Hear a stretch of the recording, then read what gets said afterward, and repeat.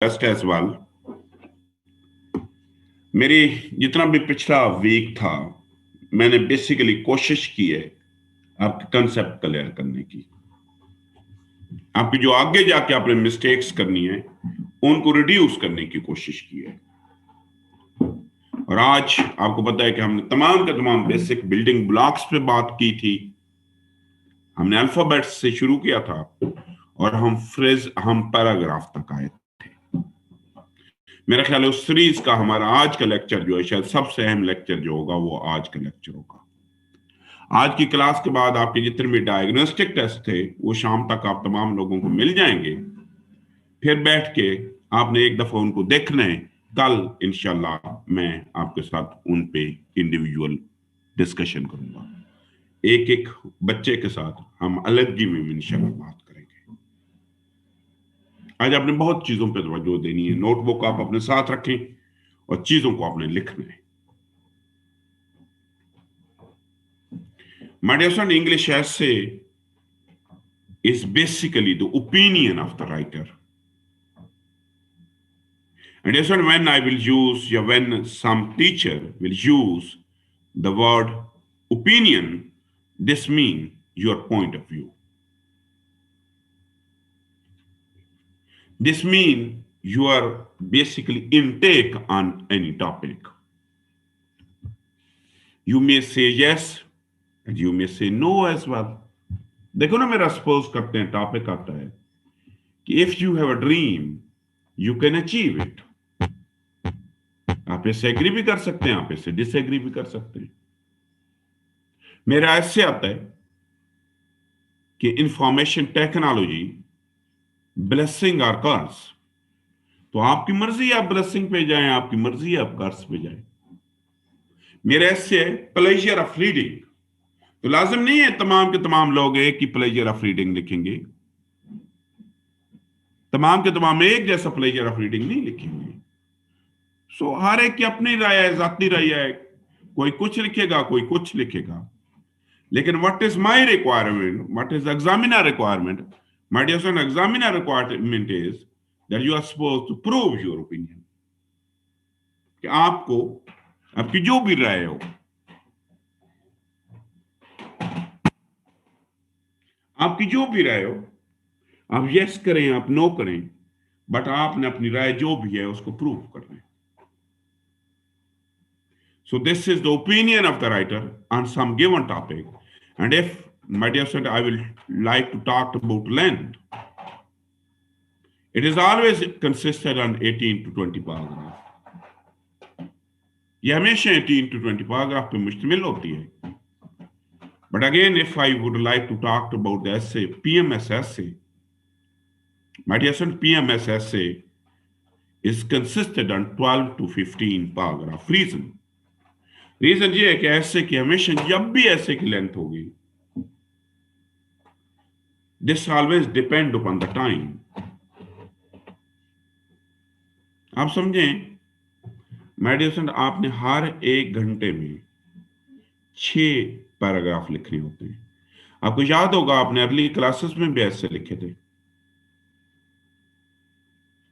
लेकिन वो तो कोई 18 से 20 पैराग्राफ पे मुश्तमिल नहीं होते थे। वो तो हार्डली 3 से लेके 5 पैराग्राफ पे मुश्तमिल होते थे। सो ऐसे की लेंथ जो है ना वो टाइम पे डिपेंड करती है। ऐसे की लेंथ के मिनिमम पैराग्राफ की तादाद 3 होती है। 1 इंट्रोडक्शन, 1 बॉडी पैराग्राफ है, 1 कंक्लूजन, एंड मैक्सिमम कोई लिमिट नहीं है। वो टाइम पे डिपेंड करता है। By the way, maximum time जो है इंग्लिश ऐसे के लिए वो 3 आवर्स है। यहां पे मैं एक और आपको बात बताता हूं। इस साल 2021 में फेडरल पब्लिक सर्विस कमीशन वाले आपको ये भी कह सकते हैं कि right 2 essay on any of the following topics. एक नहीं गए, आपको 2 कहेंगे।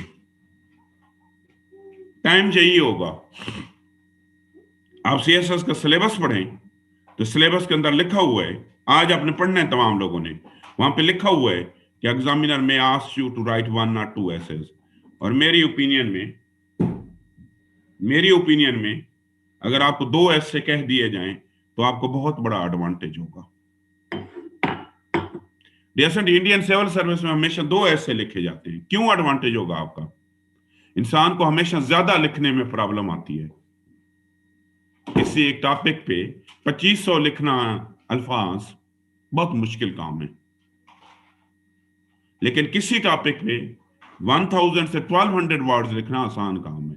और एक और चीज और वो चीज ये है बेटे, जितने नंबर मार्क्स का मार्जिन बढ़ता जाता है, मीनिंग अगर मैं आपको 1000 में से नंबर दूं ना, तो शायद आप में से किसी को भी मैं 400 मार्क्स नहीं दूंगा। किसी भी क्वेश्चन के जितने टोटल मार्क्स ज्यादा होते हैं, उतनी एवरेज जो है वो मिनिमाइज होनी शुरू हो जाती है। आप देखें ना बेटे, 10 नंबरों का क्वेश्चन है, आप बहुत बुरे तरीके से भी करें,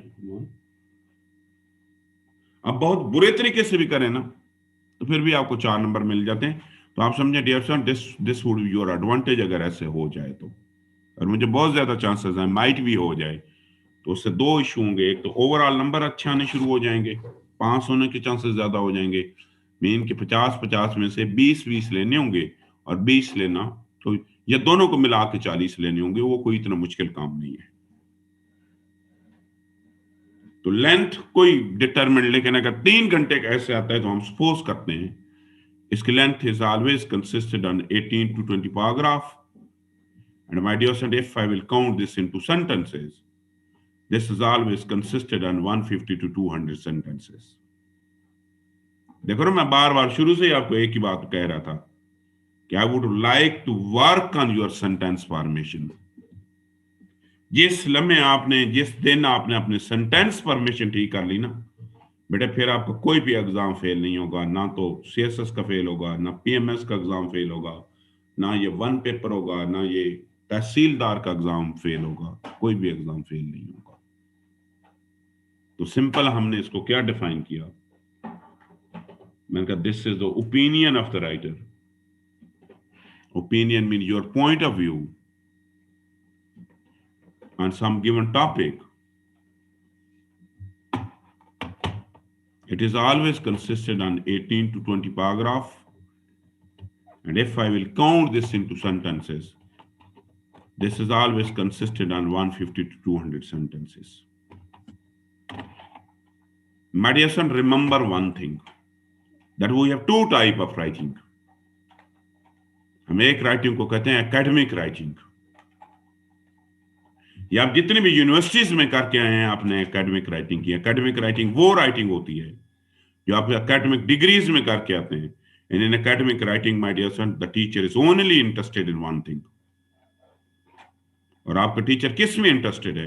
he is only interested in your content. आपके कंटेंट के अलावा वो किसी भी चीज में इंटरेस्टेड नहीं है। Is only interested in your content. वो ना तो आपकी स्पेलिंग देखेगा, ना आपके पैराग्राफ्स देखेगा, ना उसकी कोहेरेंस देखेगा, ना उसकी कनेक्टिविटी देखेगा। But dear student, English essay is a technical writing. आपने बचपन में लेटर लिखे होंगे, शायद आपको याद होंगे। वहां लेटर आपको नहीं आता था, आप खाली उसका फॉर्मेट लिख देते थे, तो तब भी हम बीइंग एग्जामिनर आपको आउट ऑफ 10 5 मार्क्स देते थे। अब लिखते थे examination hall city ABC dated. My dear sir, body में कुछ भी नहीं लिखते थे, एंड में लिखते थे यूर फेथफुली कम और XYZ। My dear son, remember one thing, that English essay is a technical writing. और टेक्निकल तमाम दुनिया की वो राइटिंग होती हैं जिनका अपना एक फॉर्मेट होता है। हम सपोज करते हैं, जरा अटेंटिव होके बैठना है। हम सपोज करते हैं कि डियर स्टूडेंट, आपने एक घर कंस्ट्रक्ट करना है, आपने घर बनाना है। घर बनाने के लिए आपने जगह भी खरीद ली है। सपोज समझते हैं आपने कराची के सहले समुंदर पे सी व्यू पे जगह ले ली है, आपने उसको लेवल भी कर लिया है। अब आपने घर बनाना है, तो सैफुल्लाह आप मुझे बताएं सबसे पहले आप क्या काम करेंगे? आप अपने आप को अनम्यूट करें और मुझे बताएं कि सबसे पहले आप क्या काम करेंगे। सैफुल्लाह, आपने मुझे बताना है। सैफुल्लाह, आप अपने आप को अनम्यूट करना है और मुझे बताना है कि घर बनाने के लिए सबसे पहले आप क्या काम करेंगे।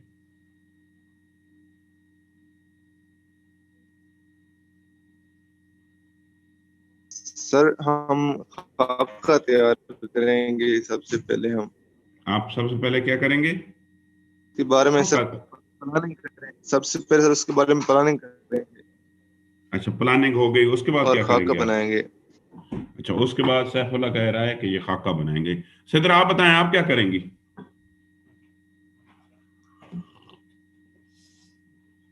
सिद्रा, मैं सुन रहा हूं आपको। सर जिसको बनाना है उसको अरेंज करेंगे। जिसने, बनाना है आप मतलब मिस्त्री और वो। कसम जी। अच्छा, वो अरेंज हो गया, उसके बाद क्या करोगी? सर फिर वो जो मटेरियल है वो कलेक्ट करेंगे। अच्छा, आप कितना मटेरियल खरीदेंगी सिद्रा? सर जितना रिक्वायर होगा, कितना रिक्वायर्ड होगा?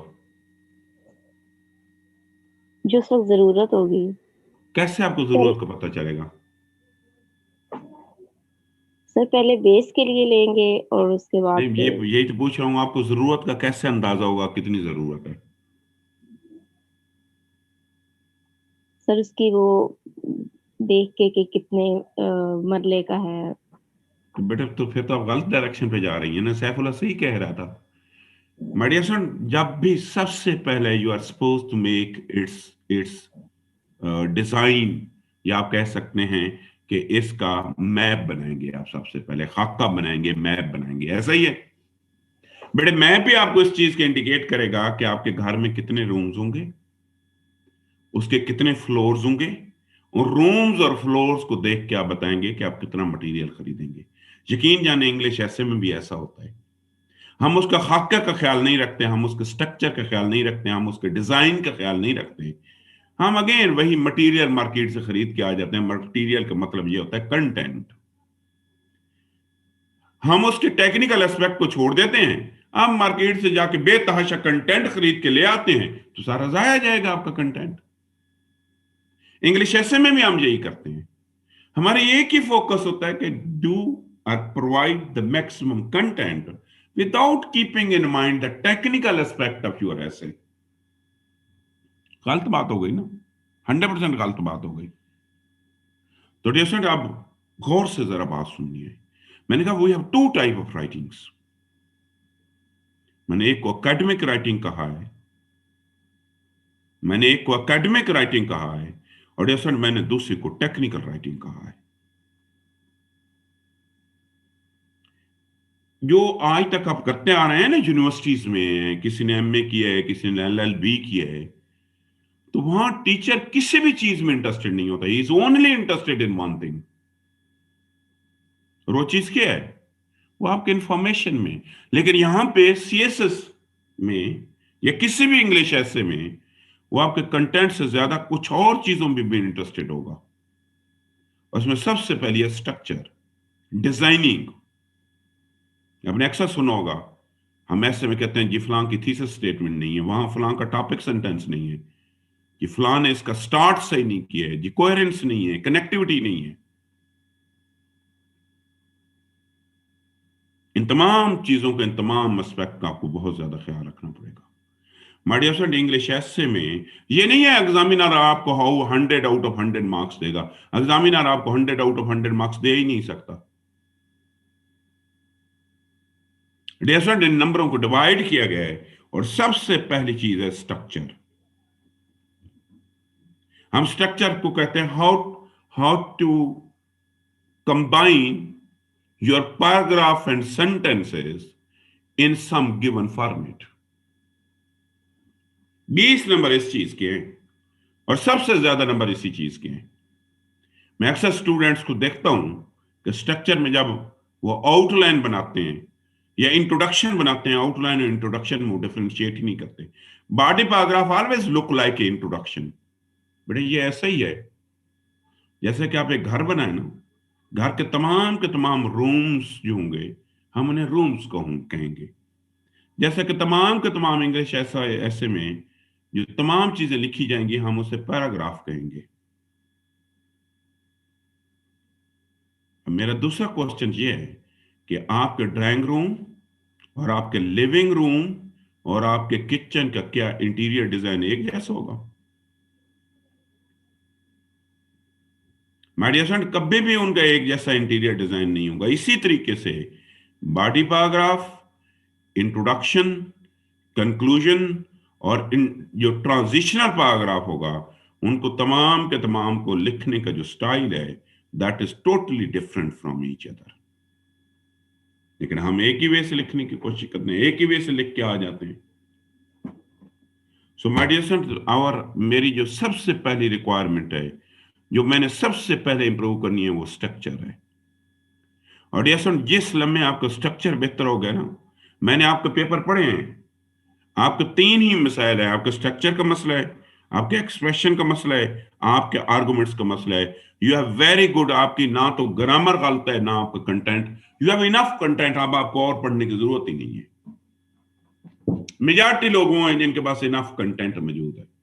तो पहले 20 marks will goes for structure, then 20 will goes for content, 20 will goes for grammar, फिर एक्सप्रेशन के 20 नंबर हैं, और फिर आर्गुमेंट्स के 20 नंबर हैं।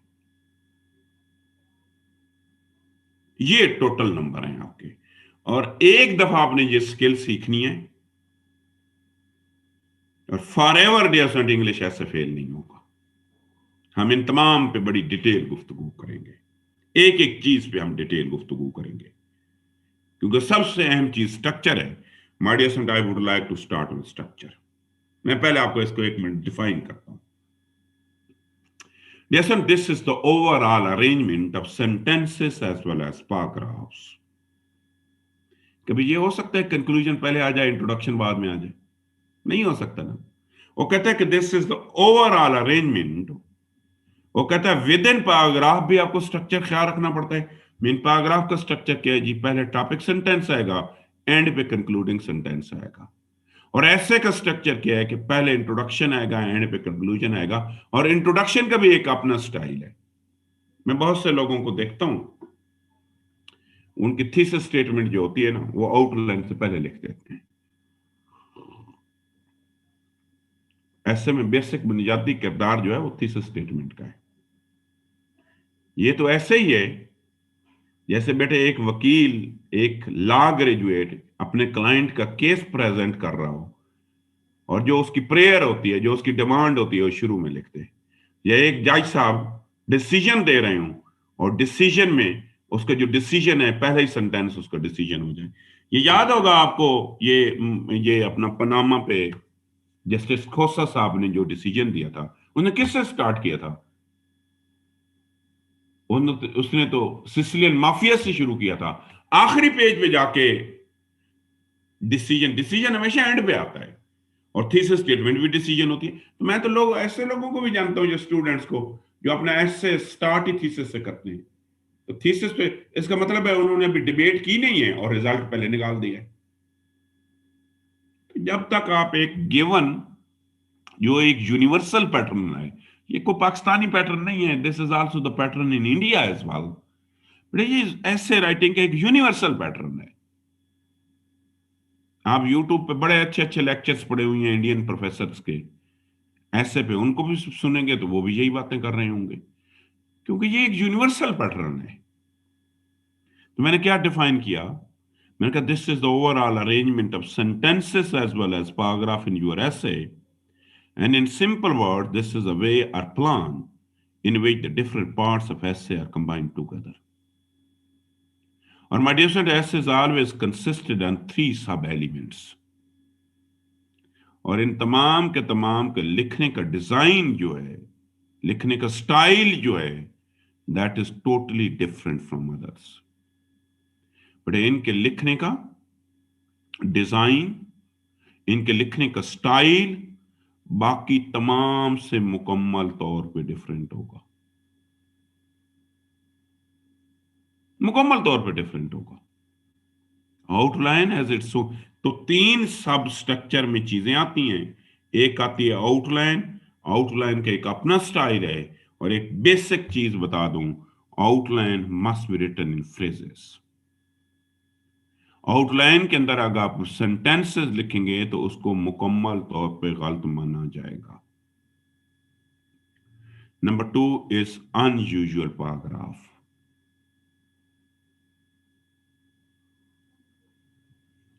अनयूजुअल पैराग्राफ 20% बनाते हैं। इनका अपना एक लिखने का अंदाज है। तीसरी चीज है usual paragraph. My dear son, they will make the 75% of essay. Major essay का पोर्शन यूजुअल पे है, जिसमें उर्फ आम में आप बॉडी पैराग्राफ कहते हैं। They have their own style as well. जब तक इनके आपको स्टाइल या जो रिक्वायर्ड यूनिवर्सल फॉर्मेट है आप उसको फॉलो नहीं करेंगे, माय डियर सन, उस वक्त आपका कोई भी इंग्लिश ऐसे का एग्जाम जो है वो पास नहीं होगा। उमैर, मैं आपके आंसर थोड़ी देर में देता हूं। और दूसरी बात है उमैर, आपने चैट में नहीं लिखना, आपने हैंड रेज करना है, क्वेश्चन करना है। क्योंकि जब आप चैट बॉक्स में टाइप करते हैं तो आपका फोकस जो है वो शिफ्ट हो जाता है। मैं एंड पे आपका जवाब दूंगा कि आपने कहा कि टॉपिक, सेंटेंस और थीसिस स्टेटमेंट में क्या फर्क होता है। ठीक हो गया? तो माय डियर फ्रेंड, ये तीनों को जो लिखने का स्टाइल है, अच्छा, ये ऐसे का एक आप समझे, ये एक ब्लू प्रिंट है ऐसे का। Essay always look like this one. इस मैप को गौर से देखें। This map has been taken by the books that has been recommended by Federal Public Service commission.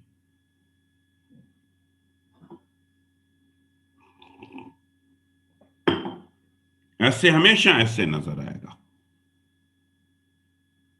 देखो ना, outline has its own style. Outline 100% आपको लग रहा है कि इसका अपना स्टाइल है, लेकिन इंट्रोडक्शन का स्टाइल आउटलाइन से थोड़ा सा डिफरेंट है।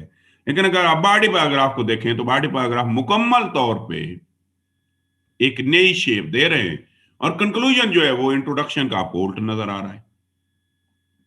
मैं थोड़ा सा इस मैप को ना डी कोड करता हूं आपके लिए।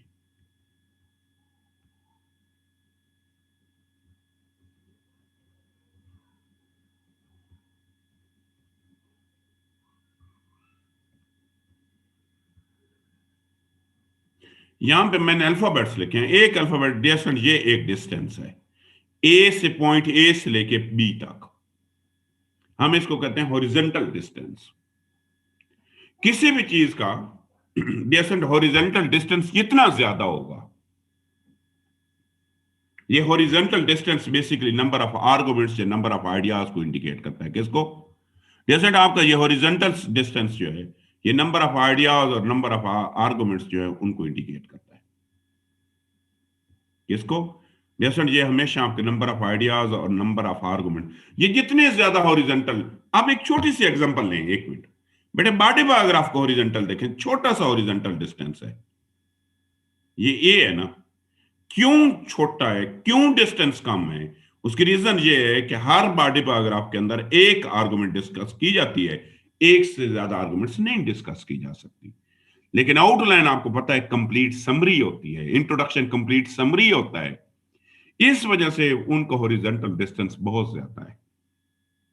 हॉरिजॉन्टल डिस्टेंस हम कहते हैं जितना ज्यादा होगा उतने number of ideas, number of arguments आपके ज्यादा होंगे। ठीक हो गया? अब दूसरी बात यह है कि हम इसको कहते हैं my dear friend vertical distance. ये पॉइंट ए से लेके पॉइंट सी तक। अब यहां पे बड़े इंटरेस्टिंग दो चीजें आपसे मैं पूछूंगा। ये देखिए और ये देखिए। अब क्वेश्चन मेरा ये है आप लोगों से कि आउटलाइन का पॉइंट ए से पॉइंट सी, जिसको हमने वर्टिकल डिस्टेंस का है, वो बड़ा मिनिमम है, और इंट्रोडक्शन का वर्टिकल डिस्टेंस बहुत ज्यादा है। हालांकि दोनों ने एक जैसे, दोनों ने कंप्लीट समरी कन्वे करनी होती है। ये क्या वजह है? बॉडी पैराग्राफ का तो वर्टिकल डिस्टेंस भी कम है। माय डियर, इसका आंसर ये है कि हालांकि नंबर ऑफ आइडियाज की तादाद आउटलाइन और इंट्रोडक्शन में एक जैसी होती है, असूलन तो इनके नंबर ऑफ वर्ड्स की तादाद भी एक जैसी होनी चाहिए। Vertical distance basically number of sentence या नंबर ऑफ वर्ड्स को इंडिकेट करता है, लेकिन ऐसा है नहीं। लेकिन हर बॉडी पैराग्राफ का वर्टिकल हॉरिजॉन्टल डिस्टेंस से एक जैसा है, क्योंकि वो हर एक पैराग्राफ के अंदर एक सिंगल आर्गुमेंट डिस्कस की जाती है। इंट्रोडक्शन और आउटलाइन का नंबर ऑफ वर्ड्स का फर्क हो जाता है, नंबर ऑफ आर्गुमेंट सेम रहते हैं। रीजन रीजन ये है कि यू आल्सो नो कि आउटलाइन जो होती है ना वो बुलेट्स में लिखी जाती है,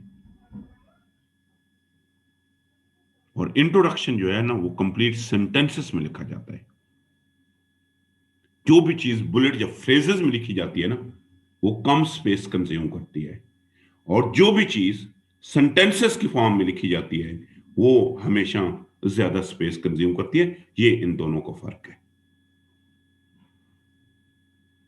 माय डियर फ्रेंड, कंक्लूजन देखो, कंक्लूजन हमेशा इंट्रोडक्शन को उल्ट होता भी उल्टा है। मैं इसकी एक मिसाल आपको देता हूं कि जब आप उर्दू के ऐसे लिखते हैं, उर्दू आप ज्यादा फेमिलियर हैं, उर्दू के ऐसे का आगाज हमेशा आपको याद होगा किसी शेर से होता था, किसी वर्स से होता था, लेकिन कंक्लूजन के आगाज में, स्टार्ट में ये शेर वर्स नहीं आती थी, ये कंक्लूजन के हमेशा एंड पे आती है। आनी भी एंड पे चाहिए, क्यों? ये एक दूसरे के रिवर्स होते हैं। अब देखें my dear friend, this is another map taken from another recommended book, again commission की किताबों से लिया गया है, जो फेडरल पब्लिक सर्विस कमीशन की किताबें रिकमेंड की गई है। आप देख लें बेटे, इंट्रोडक्शन का स्टाइल देख लें, but every body paragraph look like the same. तमाम के तमाम जहां पे बॉडी पैराग्राफ एक जैसे नजर आ रहे हैं। 3 बॉडी पैराग्राफ के उसने शेप बनाई है, और तीनों के तीनों मुकम्मल तौर पे एक दूसरे से मुख्तलिफ है। टॉपिक सेंटेंस है, then we have the supporting sentence, then we have conclusion, again we have the topic sentence, we have the supporting sentence, and we have conclusion. Again we have the topic sentence, we have the supporting sentence, and we have the conclusion. तीनों मुकम्मल तौर पे मुख्तलिफ है, mean क्या आपस में एक जैसे हैं, लेकिन इंट्रोडक्शन और कंक्लूजन का स्टाइल इज डिफरेंट। मैं बड़े आपको सिंपल सी बात बताऊं ना, बिलीव मी, हम मुझ पर यकीन रखें कि अगर एक बॉडी पैराग्राफ अगर आप सीख लें ना, सिर्फ एक body paragraph, you can write the 1000 of body paragraph by your own as well, क्योंकि तमाम के तमाम बॉडी पैराग्राफ का जो फॉर्मेट है वो हमेशा सेम रहता है, हमेशा सेम रहता है। My dear friend, this is another map, ये डिस्क्रिप्टिव मैप है। जरा इसकी उसने डिस्क्रिप्शन की हुई है, इसके कंपोनेंट्स की बात पढ़ें। यहां पे इसने 2 कंपोनेंट लिखे हैं इंट्रोडक्शन के, होते भी 2 हैं। उन्होंने कहा इसका सबसे पहला कंपोनेंट जो है उसने उसको नाम दिया जनरल स्टेटमेंट का, और दूसरे कंपोनेंट को उसने नाम दिया थीसिस स्टेटमेंट का। लेकिन बॉडी पैराग्राफ देखें, पहला कंपोनेंट बॉडी पैराग्राफ का टॉपिक सेंटेंस होता है, और बॉडी पैराग्राफ का जो आखिरी कंपोनेंट होता है वो कंक्लूडिंग सेंटेंस होता है। अब हमारा अलमिया स्टूडेंट्स का क्या है कि बिलीव मी, हम इनमें डिफरेंशिएट ही नहीं कर सकते। हम writing for the sake of writing करके आते हैं। मैं बहुत से लोगों को, मैंने शायद आपको पहले भी एग्जांपल दी थी, ये फेडरल पब्लिक सर्विस कमीशन की एनुअल रिपोर्ट में लिखा हुआ है। ये रिपोर्ट है 2017 की, 16 की, वेबसाइट पे पड़ी हुई है।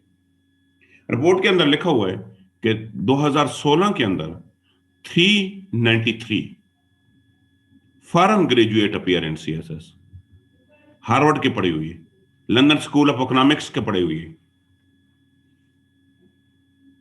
कैम्ब्रिज के पढ़ी हुई है। उसमें 390 लोग जो थे ना वो इंग्लिश ऐसे में फेल हो गए थे। तो आप क्या समझते हैं, जो हार्वर्ड का पढ़ा हुआ होगा उसको इंग्लिश नहीं आती होगी? लंदन स्कूल ऑफ इकोनॉमिक्स के बंदे को इंग्लिश नहीं आती होगी?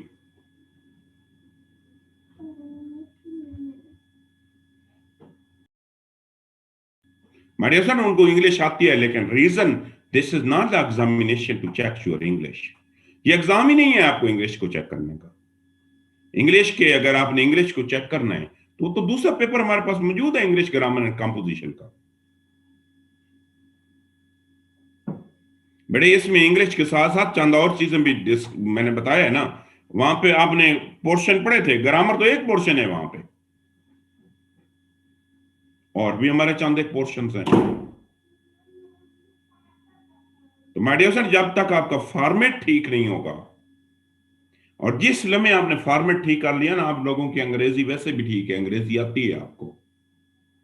अब my dear friend, once again I would like to, मैं बार बार, आपको पता है एक चीज मैं बार बार जिक्र कर रहा हूं पैराग्राफ का। क्योंकि 95% आपका ऐसे जो है वो पैराग्राफ पे मुश्तमिल है।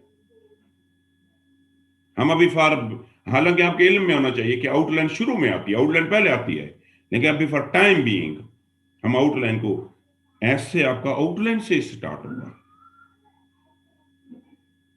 लेकिन फॉर टाइम बीइंग आउटलाइन को मैं स्किप करूंगा। फॉर टाइम बीइंग हम आउटलाइन को स्किप करेंगे। मैं क्या पैराग्राफ को पढ़ूंगा? मैं डियर इसको डिफाइन करूंगा, the paragraph is the combination of 6 to 8 sentences. कि जब भी आपने कोई पैराग्राफ पढ़ना है, जब भी आपने कोई पैराग्राफ लिखना है, उसकी हमेशा एक रिक्वायर्ड लेंथ है। मैं एक आइडियल बता रहा हूं, लेकिन कोई मैथ नहीं है ये, और ना आपने काउंट करने हैं, आपने एक वैसे अंदाजा रखना है। बेसिकली जो रिक्वायर्ड है ना, जो डेफिनेशन है पैराग्राफ की, वो है 4 to 9 सेंटेंसेस। अगर 4 से कम होंगे तो वो भी पैराग्राफ नहीं होगा, अगर 9 से ज्यादा हो जाएंगे तो वो भी पैराग्राफ नहीं होगा। अगर मैं पेज की बात करूंगा तो हाफ अ पेज। लेकिन एक आइडियल जो हम कहते हैं ना, हम कहते हैं this is always consisted on 6 to 8। और यहां पे एक और चीज भी मैं बताऊं, माय डियर फ्रेंड, जिस लम्हे आपको पैराग्राफिंग आ गई ना, आप प्रेसी के भी एक्सपर्ट होंगे। क्यों? आज जाके आप कोई प्रेसी काउंट कर लें, बट आपकी प्रेसी में हमेशा 6 से 9 सेंटेंसेस होंगे, ना 6 से कम होंगे ना 9 से ज्यादा होंगे। रीजन, क्योंकि वो बॉडी पैराग्राफ होता है। और जिस लम्हे आपको बॉडी पैराग्राफ की फॉर्मेशन का पता चल जाएगा, तो आपकी प्रेसी ऑटोमेटिकली ठीक होनी शुरू हो जाएगी। प्रेसी में एग्जामिनर हर वक्त यही कहता है ना, किसी से पढ़ने जाए तो आपको कहेगा कि find out the topic sentence. क्या डिफाइन इसको मैं करूंगा? माय डियर फ्रेंड, इसको मैंने डिफाइन किया कि this is the combination of 6 to 8 sentences।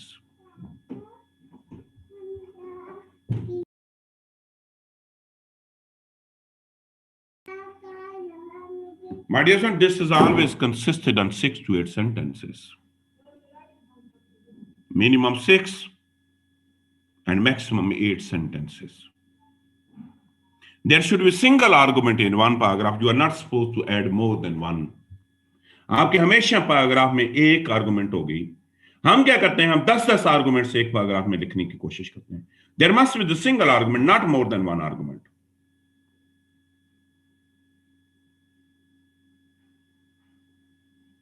दो चीजें हो गई। This must be started with a new line. आपने नई लाइन लिखनी है। हर पैराग्राफ एक नई लाइन से शुरू होगा। और yes, you are suppose to do the indentation. Indentation ये होती है, हम थोड़ी सी स्पेस छोड़ते हैं, equal to 1 tab, 2 tab, 3 tab, आपकी मर्जी है जितनी भी छोड़ दें। तो बेसिकली पैराग्राफ की आपको मैंने 4 रिक्वायरमेंट बताई, 6 to 8 sentences, single argument, you are supposed to do the indentation, और जब भी एक पैराग्राफ से दूसरे पैराग्राफ की तरफ जाना है, लाइन दरमियान में नहीं छोड़नी। मेरा अब again I would like to ask the question. मेरा क्वेश्चन ये है, बड़ा सिंपल सा क्वेश्चन है, और क्वेश्चन है सैका से। सैका आपने मुझे बताना है, आप अपने आप को जरा अफ्रेज, सैका अफ्रेज। सैका मुझे ये आप बताएं कि जो इंट्रोडक्शन होता है उसके अंदर एक आर्गुमेंट्स होती है या एक से ज्यादा होती है?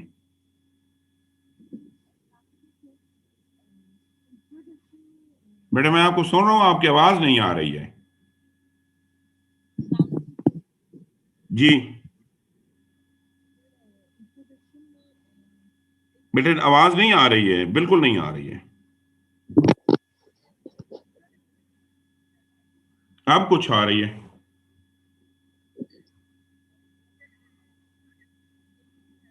अच्छा ऐशा आप बताएं, ऐशा अब्बासी। ऐशा आप ये बताएं, इंट्रोडक्शन के अंदर कितने पैराग्राफ होते हैं?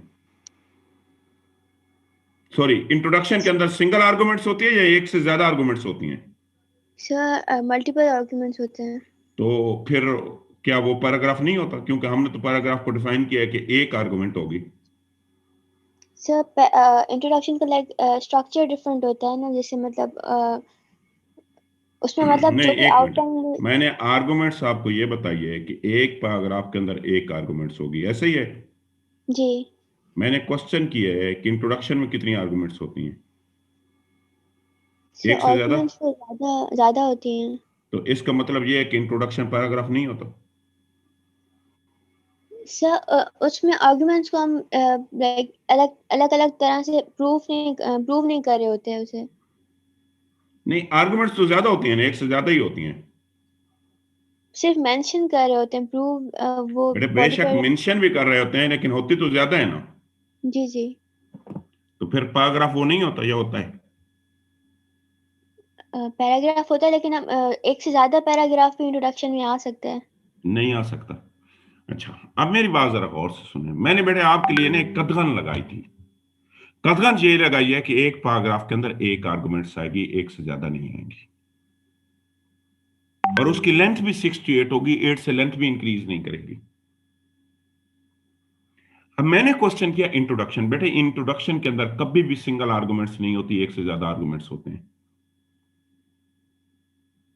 There would be more than one arguments, एक चीज।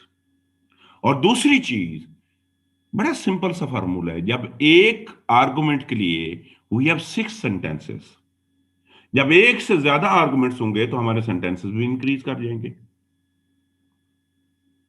जब इस रूल को, दो दो रूल है, 6 to 8 और सिंगल आइडिया। जैसे जब इस रूल्स को मैं फॉलो नहीं करूंगा, मीन कि या तो 6 से 8 से एक्सीड कर जाए, बिल्कुल कर जाएगा जब पूरी समरी होगी, या कभी कभी रिड्यूस हो जाता है। दोनों सूरतों में हमने पैराग्राफ को दो सूरतों में डिवाइड किया हुआ है। एक है यूजुअल, वो पैराग्राफ जो इस डेफिनेशन को फॉलो करेंगे वो यूजुअल पैराग्राफ कराएंगे, बॉडी पैराग्राफ। और वो पैराग्राफ जो इस डेफिनेशन को फॉलो नहीं करेंगे वो अनयूजुअल पैराग्राफ कराएंगे।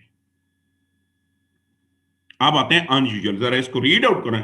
अभी हम 5 मिनट की ब्रेक लेते हैं। आप पहली चीजें थोड़ी सी समझ लें, हम पांच ताकि डाइजेस्ट कर लें, फिर 5 मिनट बाद में यहां से स्टार्ट लेता हूं। जरा इनको देख लें।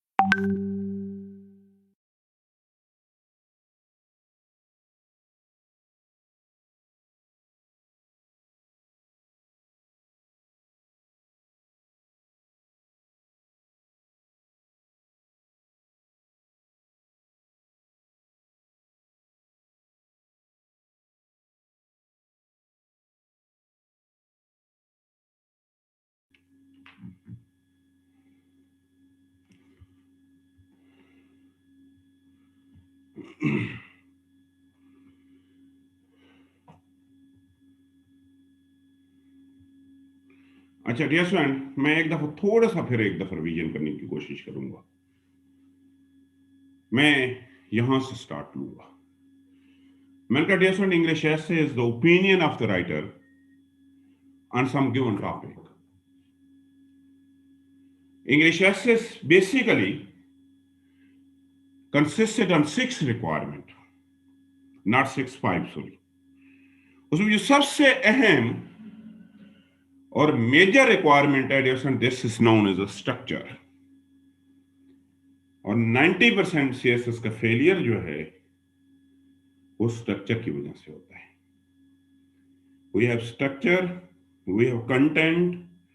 कंटेंट आप इंफॉर्मेशन को कहते हैं, ग्रामर हम रूल्स को कहते हैं, एक्सप्रेशन हम लैंग्वेज की ब्यूटी को कहते हैं, आर्गुमेंट्स हम कहते हैं कि how you will convince someone on some certain conclusion, कि आप किसी को कैसे एक सर्टेन कंक्लूजन पे कन्विंस करते हैं, हम इसे आर्गुमेंट्स बोलते हैं। देन डियर, जब मैं आगे मूव किया मैंने आपको स्ट्रक्चर बताया। मैंने कहा this is the overall arrangement of sentences as well as paragraphs. In simple words, this is a way or plan in which the different parts of essay are combined together, and we have 3: outline, unusual paragraph, and number 3 is the usual paragraph. मैं क्योंकि बार बार paragraph का जिक्र कर रहा था, इस वजह से मैंने मुनासिब समझा कि आपको पहले मैं जरा एक पैराग्राफ की रिक्वायरमेंट तो बता दूं। मैंने कहा कि डियर एवरी पैराग्राफ, चाहे बेटे वो पाकिस्तान में लिख रहे हैं, चाहे वो इंडिया में रख रहे हैं, चाहे कि यूएसए में लिख रहे हैं, इंग्लिश एसे का जो पैराग्राफ होता है यूजुअली वैसे भी पैराग्राफ की यही लेंथ होती है। It must be consisted on 4 to 9 sentences. Minimum 4 होंगे और मैक्सिमम उसके सेंटेंसेस की तादाद 9 होगी।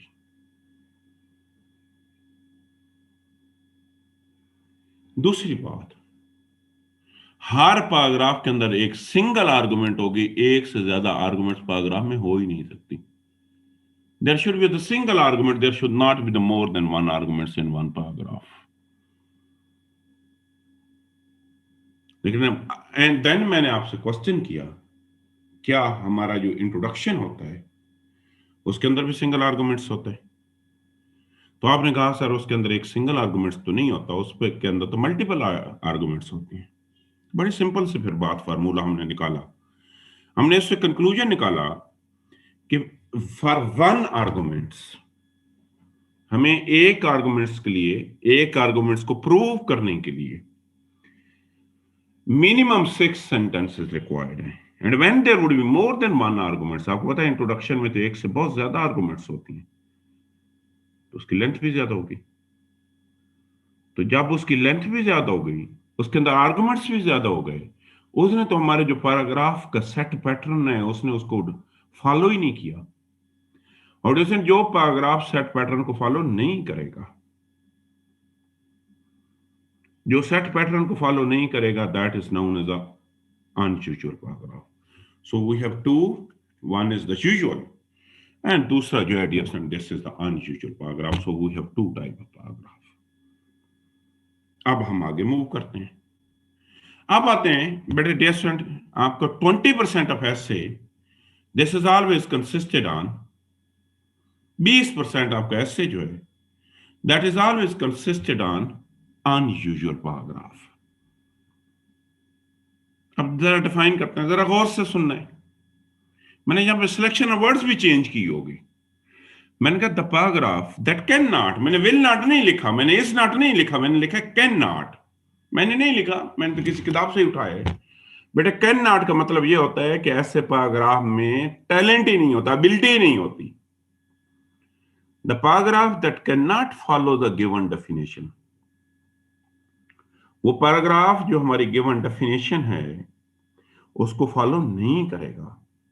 दैट इज, गिवन डेफिनेशन क्या है? 6 to 8 single argument, that is known as unusual. कि चाहे वो 6 से 8 से एक्सीड करेगा, हम 4 to 9 कह लेते हैं, चाहे अगर 4 to 9 से एक्सीड करेगा तो तब भी जो अनयूजुअल होगा, अगर 4 to 9 से कम रह जाएगा तो तब भी अनयूजुअल होगा।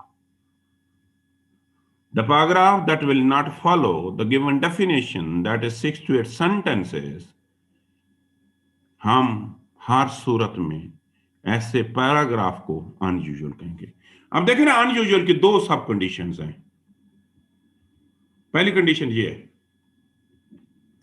पहली कंडीशन क्या है, जरा गौर से, कि some time they serve as the map of your whole essay, कि कभी कभार इसका काम ये होगा कि ये आपके पूरे के पूरे ऐसे का कंप्लीट मैप इंडिकेट करेगा।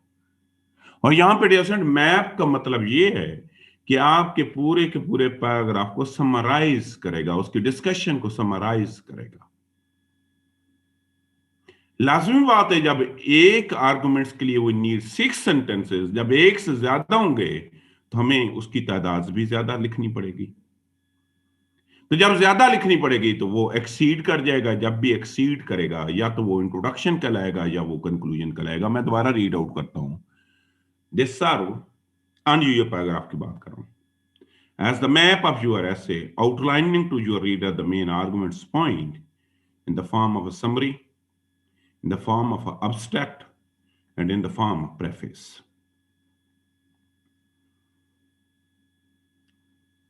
तो इसका मतलब समरी देगा तो एक्सीड कर जाएगा, अब्स्ट्रैक्ट देगा तो एक्सीड कर जाएगा, और जब भी वो एक्सीड करेगा वो अनयूजुअल कहलाएगा, और जब भी एक्सीड करेगा या तो वो इंट्रोडक्शन कहलाएगा या वो कंक्लूजन कहलाएगा। कभी कभार ऐसा नहीं भी होता, ये भी जरा सोचने समझने वाली बात है। कभी कभार ऐसा नहीं भी होता। कभी कभार क्या होता है कि डिसेंट पैराग्राफ की लेंथ रिड्यूस हो जाती है। क्यों? कि कभी कभार एक ऐसे पैराग्राफ आप लिखते हैं जिसके अंदर कोई किसी भी किस्म की कोई आर्गुमेंट्स होती भी नहीं है। डिसेंट उसके अंदर खाली स्टेटमेंट्स होती हैं। मैं इसकी ना एक मिसाल आपको देता हूं।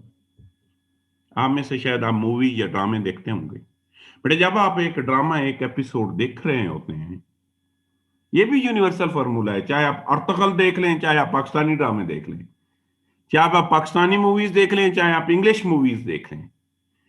माय डियर फ्रेंड, जब वो एक एपिसोड खत्म होगी ना, अगली एपिसोड पे वो जाएगा ना, आज की एपिसोड के आखिरी चंद सेकंड्स जो होंगे वो अगली एपिसोड को इंडिकेट करेगा, और जब अगली एपिसोड करेगा तो पिछली को रिकॉल करेगा। पहले 5, 7, 20 सेकंड रिकैप कहते हैं उसको। काम क्या होता है? ताकि दोनों चीजों के दरमियान में लिंकेज क्रिएट किया जाए एपिसोड्स के दरमियान। ऐसे में भी ऐसा ही होता है। मेरा सपोज करते हैं ऐसे है, को education it's merit and demerits. मैंने इंट्रोडक्शन लिखा, उसके बाद मैंने 10 मेरिट्स लिखी। मेडिएशन फॉरन डीमेरिट्स की, जैसे ही एपिसोड मैं फॉरन डीमेरिट्स की तरफ मूव नहीं करूंगा। हम इसको ट्रांजिशन कहते हैं, और ट्रांजिशन का मतलब होता है चेंज इन थॉट्स। हमने आज एक बात लिखी है, उस बात को मीन के 10 कागज लिखी हैं। जब मैं 10 कागज खत्म करूंगा, मैं कंसिक्वेंसेस की तरफ मूव करूंगा, तो मैं फौरन मूव नहीं कर सकता। वहां पे एक छोटा सा पैराग्राफ आएगा, बिल्कुल छोटा सा। उस पैराग्राफ का ट्रांजिशन काम होगा। ट्रांजिशन का काम होगा कि ऊपर वाली डिस्कशन को नीचे वाली डिस्कशन के साथ लिंक किया जाएगा, और जब वो लिंक करता है ना, उसके अंदर कोई आर्गुमेंट्स नहीं होती। जब आर्गुमेंट्स नहीं होती तो उसकी लेंथ कम हो जाती है। मैंने कहा कभी कभार एक पैराग्राफ का काम ये होता है कि उसने दो सेक्शन के दरमियान लिंकेज क्रिएट करना होता है, और जब वो लिंकेज क्रिएट करता है उसकी लेंथ रिड्यूस हो जाती है। उसके मिनिमम 1 सेंटेंस लेंथ होता है, मैक्सिमम 2 सेंटेंसेस होते हैं, और उसका काम होता है एक सेक्शन को दूसरे सेक्शन के साथ लिंक करना, और ऐसे पैराग्राफ भी अनयूजुअल पैराग्राफ कहलाते हैं। तो सिंपल फार्मूला ये हुआ कि जो गिवन डेफिनेशन सिंगल आर्गुमेंट और 6 to 8 सेंटेंसेस को फॉलो नहीं करेंगे, हम उसे अनयूजुअल पैराग्राफ बोलेंगे। And my dear friend, we have 3 type of unusual paragraph. हमारा इंट्रोडक्शन भी अनयूजुअल है, हमारा कंक्लूजन भी अनयूजुअल है, और हमारा ट्रांजिशन पैराग्राफ जो है इसको भी हम अनयूजुअल पैराग्राफ बोलते हैं. You know that your essay will start with introduction, and let me, my dear friends, start with introduction. अब हम इंट्रोडक्शन स्टार्ट करते हैं, लेकिन इंट्रोडक्शन स्टार्ट करने से पहले ये चंद एक टॉपिक्स हैं, ये आप अपने रजिस्टर पे लिख लो, और रजिस्टर के किसी ऐसे पेज पे लिखने हैं यहां तक इनको असेस करना आपके लिए बड़ा आसान हो. क्या करना? असेस करना, क्योंकि मैं बार बार इन्हीं टॉपिक का जिक्र करूंगा. लिख लें जरा जल्दी जल्दी, और पेज के ऐसी कोई मेन पेज पे लिखें जहां तक इनको ढूंढना आपके लिए बड़ा आसान हो.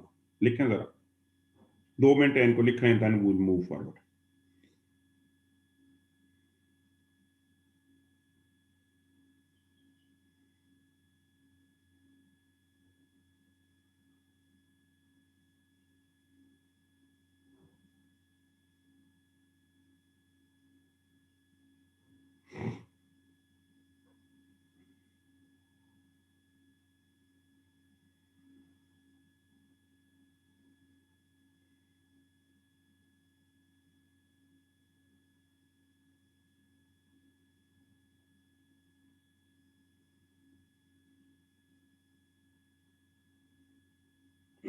जल्दी जल्दी इसको लिख रहे हैं.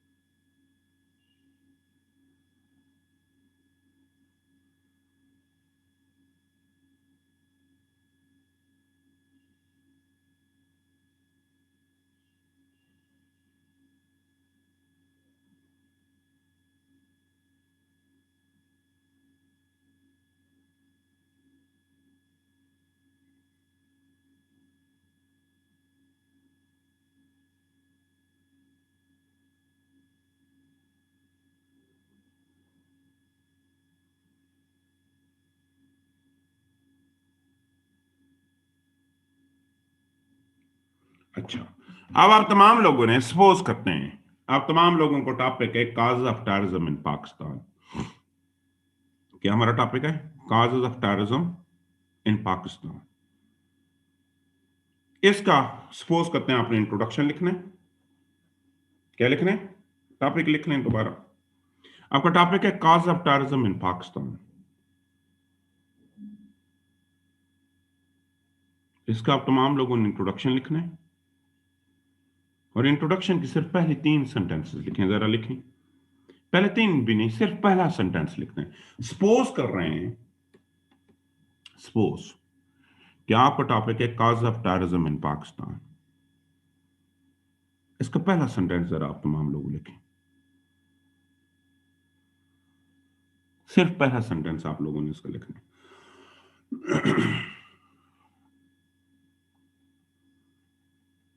मैं पूछूंगा, आप जरा इसका पहला टॉपिक है, इंट्रोडक्शन है आपका, टॉपिक है cause of terrorism in Pakistan.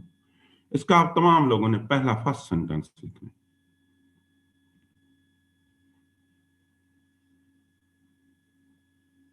जी, मोहम्मद राशिद. राशिद, आप बताएं आपने पहला सेंटेंस क्या लिखा है? Rashid. Sir, terrorism arises out of difference in powers in different societies. दोबारा बोलें, दोबारा बोलें. Terrorism arises out of difference in powers ठीक by है। the इन्होंने criminals राशिद साहब ने in लिखा है, एक society. मिनट मैं लिख बोल देता हूँ। राशिद साहब ने लिखा है कि terrorism arises when there would be the clash between power, ideology and cultures. Almost इन्होंने यही लिखा है। अच्छा अच्छा, ये एक स्टूडेंट है हवावे के नाम से। जी आप कौन है? आप बेटे आपने, यार मैंने आपको पहले भी कहा है कि अपने बेटे नाम से आया करें। जी आपका नाम क्या है? ये जो आप अपने आप को अनम्यूट करें, ये हवावे के। कल से मैं बैन कर दूंगा जो लोग अपने नाम से नहीं होंगे। जी मैं अपने आप ने अनम्यूट करेंगे, जो हवावे के नाम से एक स्टूडेंट है।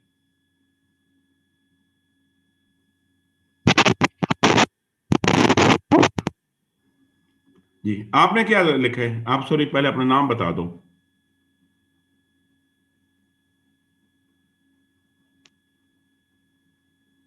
हेलो जी बेटे सुन रहा हूं मैं। जी, से तकसीम नाम है। जी बेटे अपने नाम से इंटरव्यू करें। अच्छा मुझे बताएं, ये जो टॉपिक है आपने इसको क्या स्टार्ट लिया है? जी मैं लिख रही थी, मैंने कंप्लीट नहीं किया था। जी जिन्होंने कंप्लीट कर लिया है वो जरा अपना हैंड रेज करें। जिन्होंने कंप्लीट कर लिया हैंड रेज करें। जी खटक साहब आपने क्या लिखा है? साध।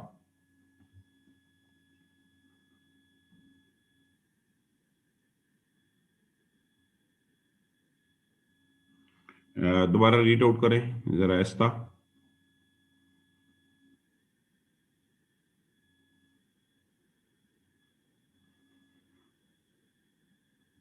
So he has stated that one of the menace that this country has faced since its inception is terrorism. जी गफार साहब आपने क्या लिखा है? अब्दुल गफार।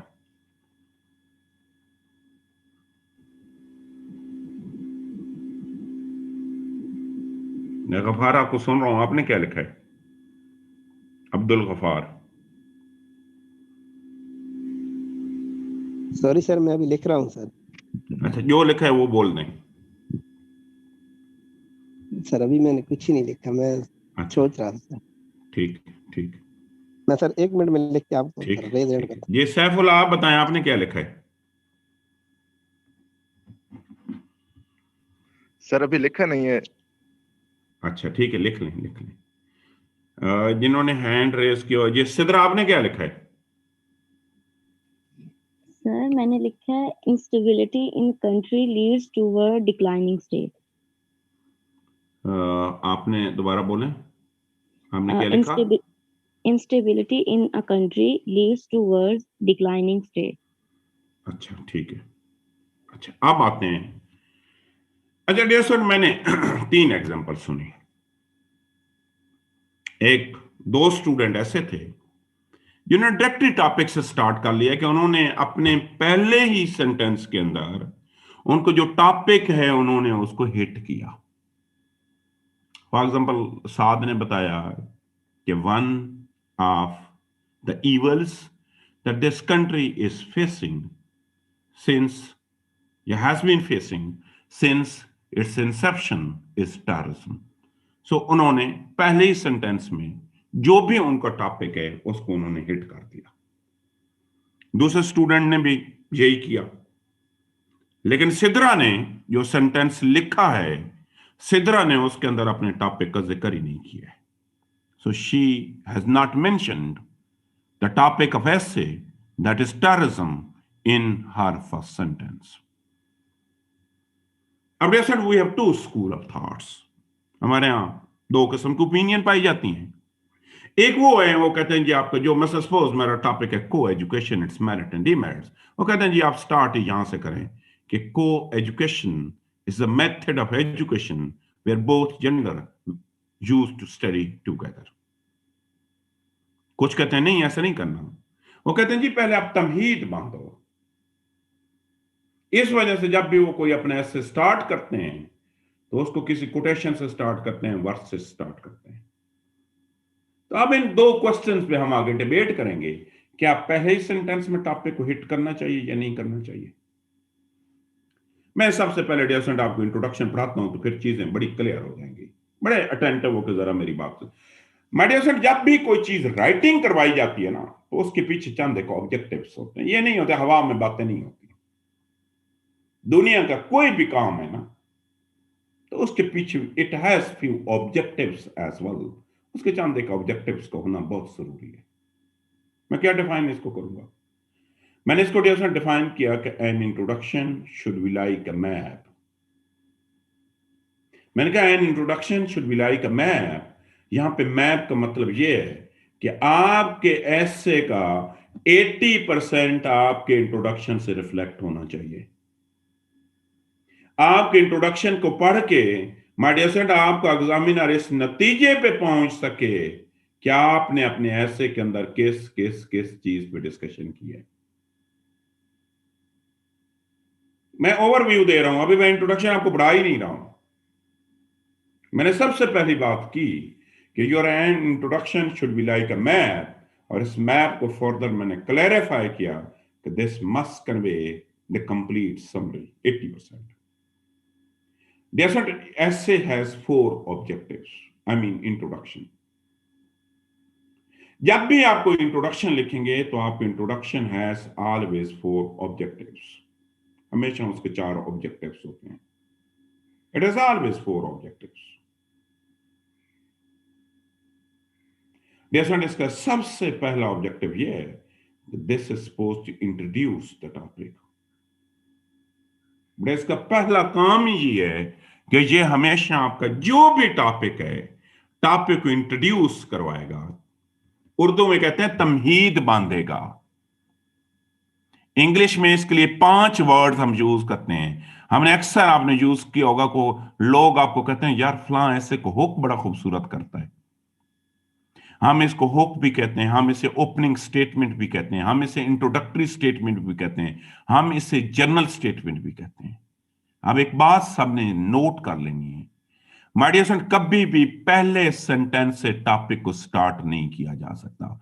जिन लोगों ने पहले ही सेंटेंस के अंदर टेररिज्म का जिक्र कर लिया है, इसका मतलब यह है कि आप ना ही इमेजिनेटिव हैं, आप ना ही कोई क्रिएटिव इंसान है। आपने क्या किया कि जो भी टॉपिक है बस टॉपिक को जान छुड़ाने की कोशिश की है। माय डियर फ्रेंड, इंग्लिश ऐसे का फार्मूला ये है, सबसे पहले आप अपने टॉपिक को इंट्रोड्यूस करें। फॉर एग्जांपल मेरे पास सैफुल आता है, नाक में बैठा होता हूं, नाक करता है और मुझे कहता है सर आप मुझे पढ़ाएं। इसके बजाय मेरे पास खटक साहब आते हैं और कहते हैं sir my name is this and this one, my qualification is this and this one, I belong to this area and I want to get the guidance about English essay. तो यकीनी बात है मुझे अगले स्टूडेंट की साथ की ज्यादा बात मुनासिब लगेगी। पहला रूल आपने याद कर लेना है बेटे, कभी भी आपने डायरेक्ट ऐसे से टॉपिक से ऐसे को नहीं स्टार्ट करना है।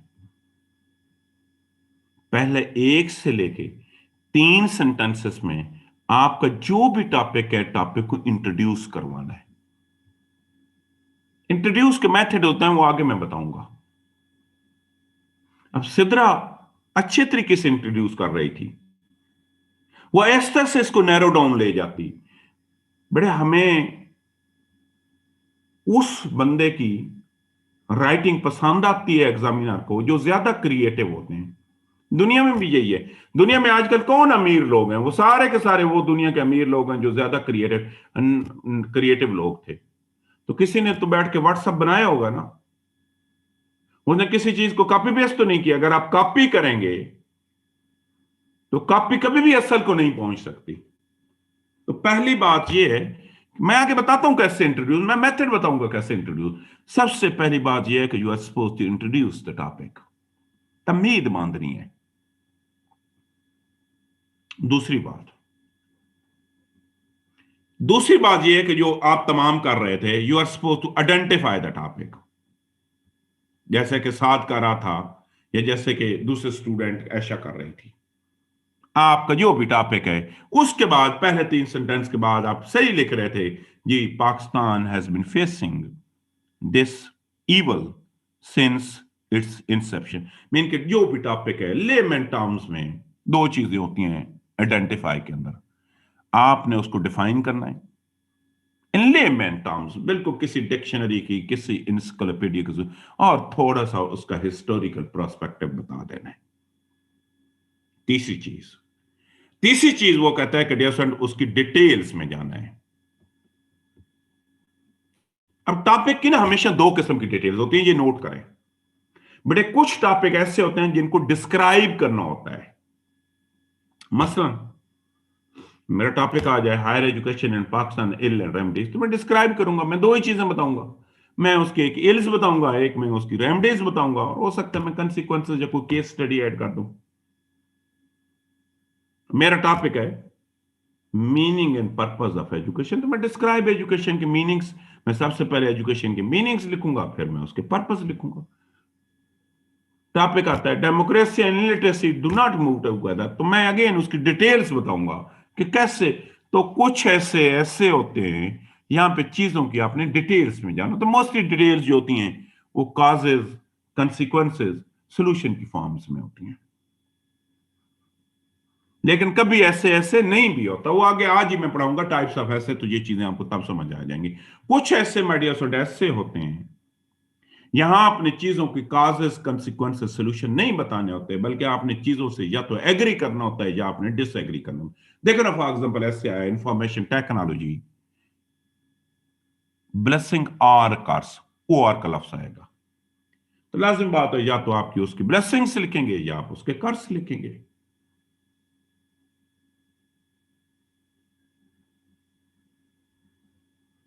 टॉपिक आएगा has democracy failed to deliver in Pakistan.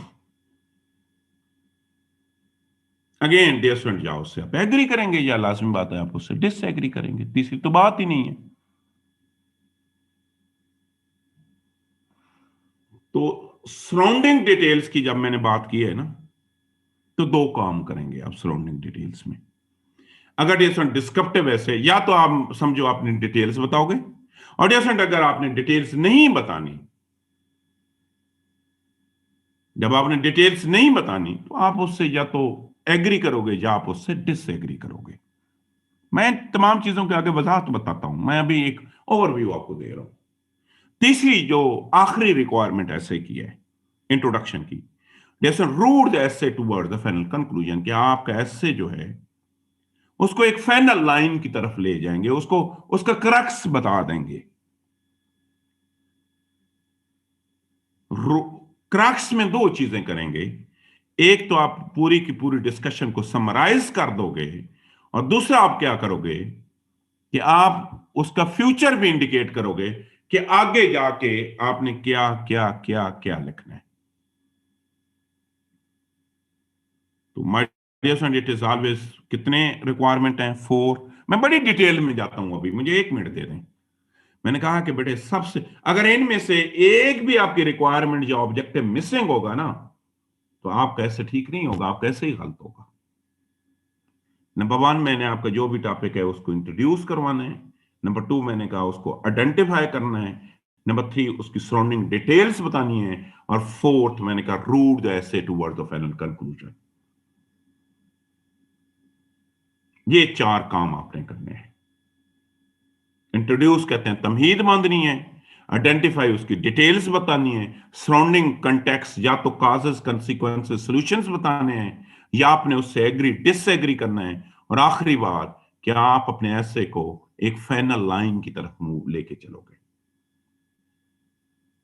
अब आते हैं एक जो बहुत बड़ा, ये इनकी मैं डिटेल्स बताऊंगा अभी। मैं आज न सिर्फ मैं एक ओवरव्यू दे रहा हूं, आज मैं ना आपके दिमाग के अंदर चंद एक टर्म्स जो है ना उनको जरा बल्ब कर रहा हूं, फ्लैश कर रहा हूं उनको। अब बहुत से लोग जो है ना वो इंट्रोडक्शन की लेंथ के मुतालिक कंफ्यूज है। ये लेंथ कितनी होनी चाहिए?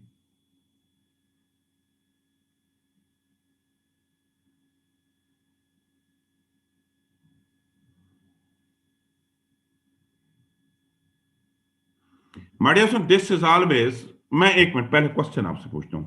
जब आप बचपन में ऐसे लिखते थे क्लास 9 10th में, तो आपको इंट्रोडक्शन जो होता था, लाजिम बात है हमेशा एक ही पैराग्राफ होता था, एक से ज्यादा नहीं होते थे। तो बेटे जब 9th 10th में एक पैराग्राफ होता था, तो अब सीएसएस में आप 2 पैराग्राफ उसके क्यों इंट्रोडक्शन के लिखेंगे? पहला क्वेश्चन तो ये है मेरा। जब आप 9th 10th में लिखते थे, फर्स्ट ईयर सेकंड ईयर में लिखते थे, क्या आपका इंट्रोडक्शन हमेशा एक ही सेंटेंस पे मुश्तमिल होता था? सॉरी, एक ही पैराग्राफ पे। अब सीएसएस में आके क्या उसमें नई चीज आ गई है कि अब आपका इंट्रोडक्शन 3-3 पैराग्राफ पे मुश्तमिल होता है। मैंने देखे हैं, आपने जो मुझे डायग्नोस्टिक टेस्ट दिया, आपने 3-3 पैराग्राफ लिखे हुए हैं। दूसरी बात है कि जब 9th 10th first year second year में लिखते थे तो इंट्रोडक्शन की लेंथ कम होती थी, बिल्कुल कम होती थी। क्यों कम होती थी? ओवरऑल ऐसे भी कम होता था।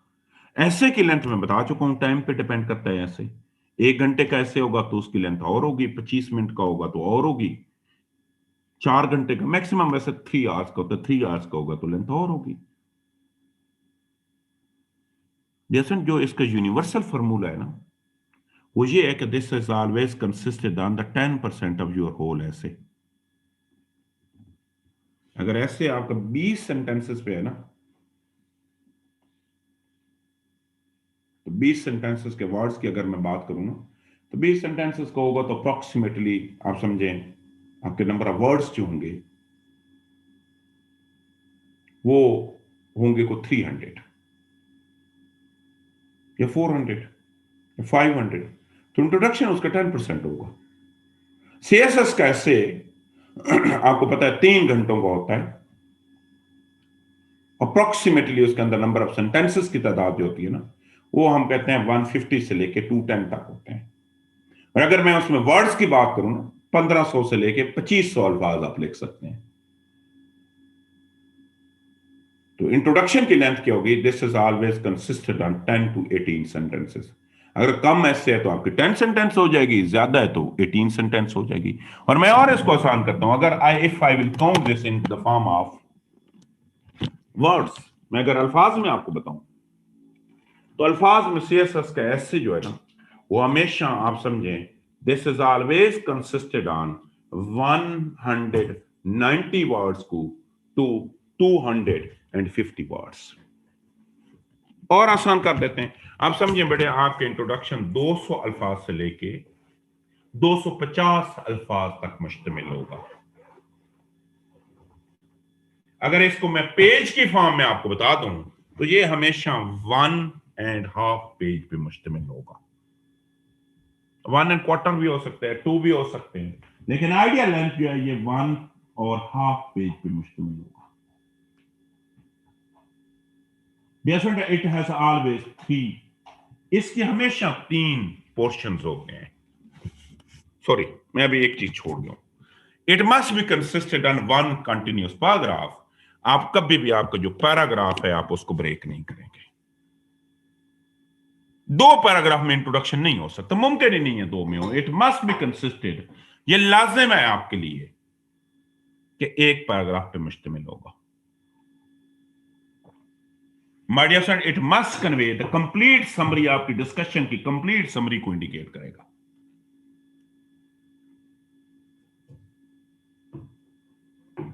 हमेशा पूरी की पूरी समरी को इंडिकेट करेगा। और आखिरी बात यह है कि इसके हमेशा 3 पोर्शंस होते हैं।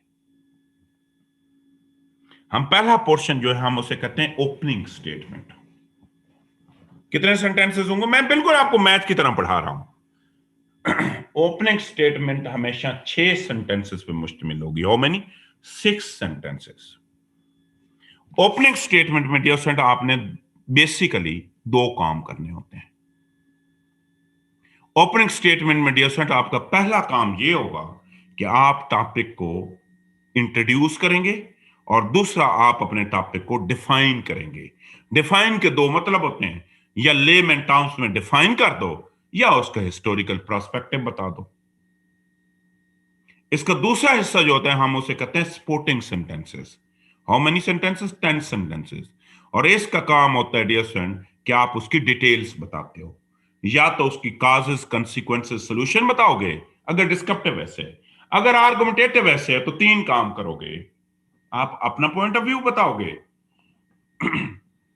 10 में से 6 सेंटेंसेस के अंदर, 2 सेंटेंसेस के अंदर आप दूसरों को पॉइंट ऑफ व्यू बताओगे और एंड पे जाके उसके पॉइंट ऑफ व्यू को रिफ्यूट करोगे। हम इसको एंटीथीसिस बोलते हैं।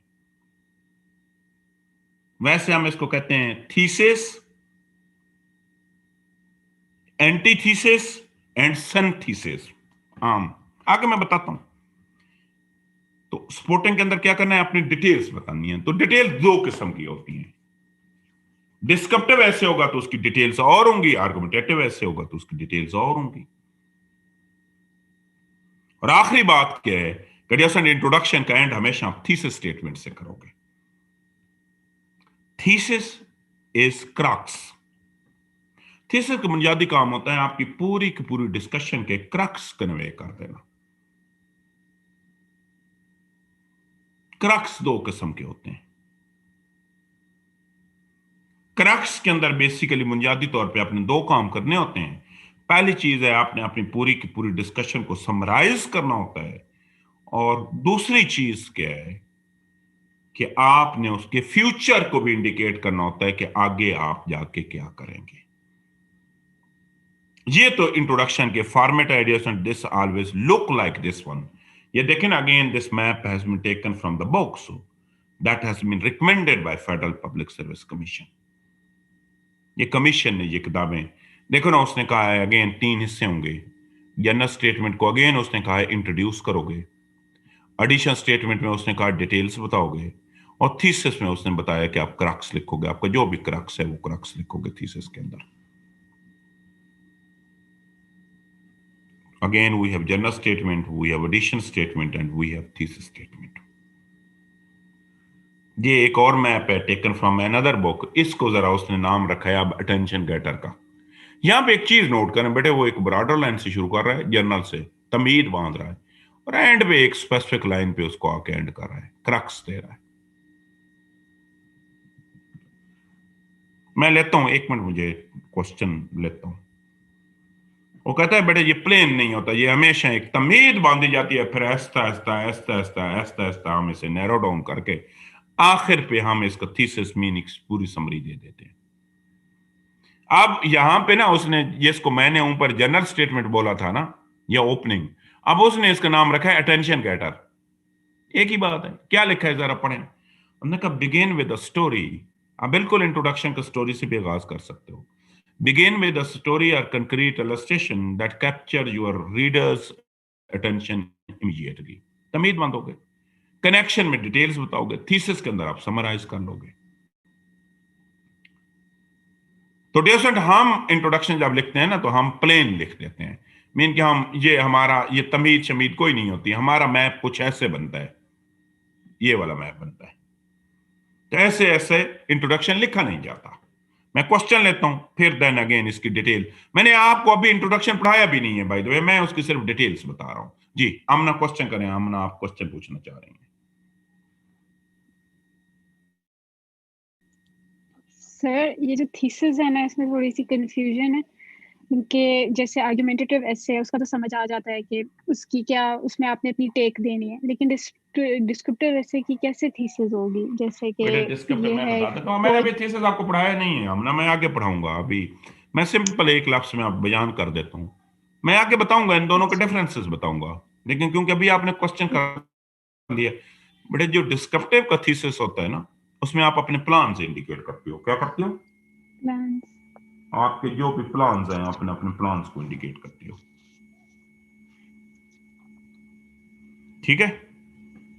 जैसे मीनिंग ऑफ एजुकेशन है, ये डिस्क्रिप्टिव ऐसे हुआ ना। ये डिस्क्रिप्टिव के अंदर आप प्लान्स इंडिकेट करोगे। प्लान्स का मतलब ये है कि आप बताओगे कि आप पूरे, मैं अगर इसकी सिंपल थीसिस लिखूं ना, मैं लिखूंगा कि this essay will talk about education, its meaning and message in coming paragraphs।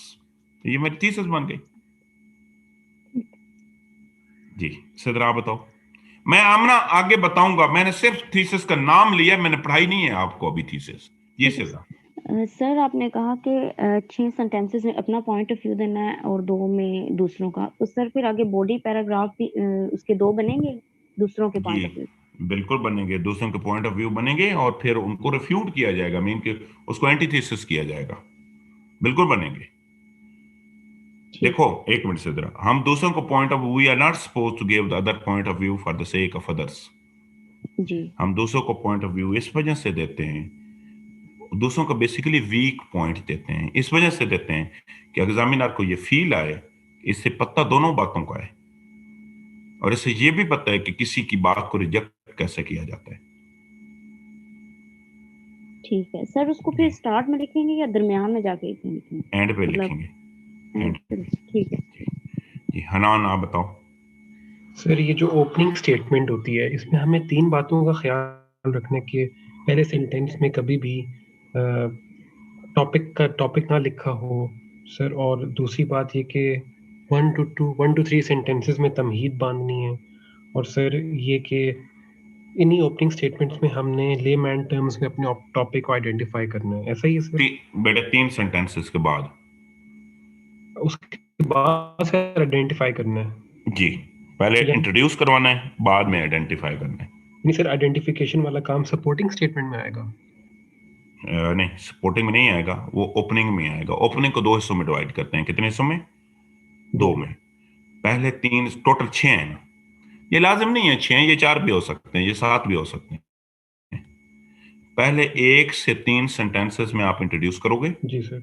और अगले 1 से 3 सेंटेंसेस में आप अपने टॉपिक को आइडेंटिफाई करोगे।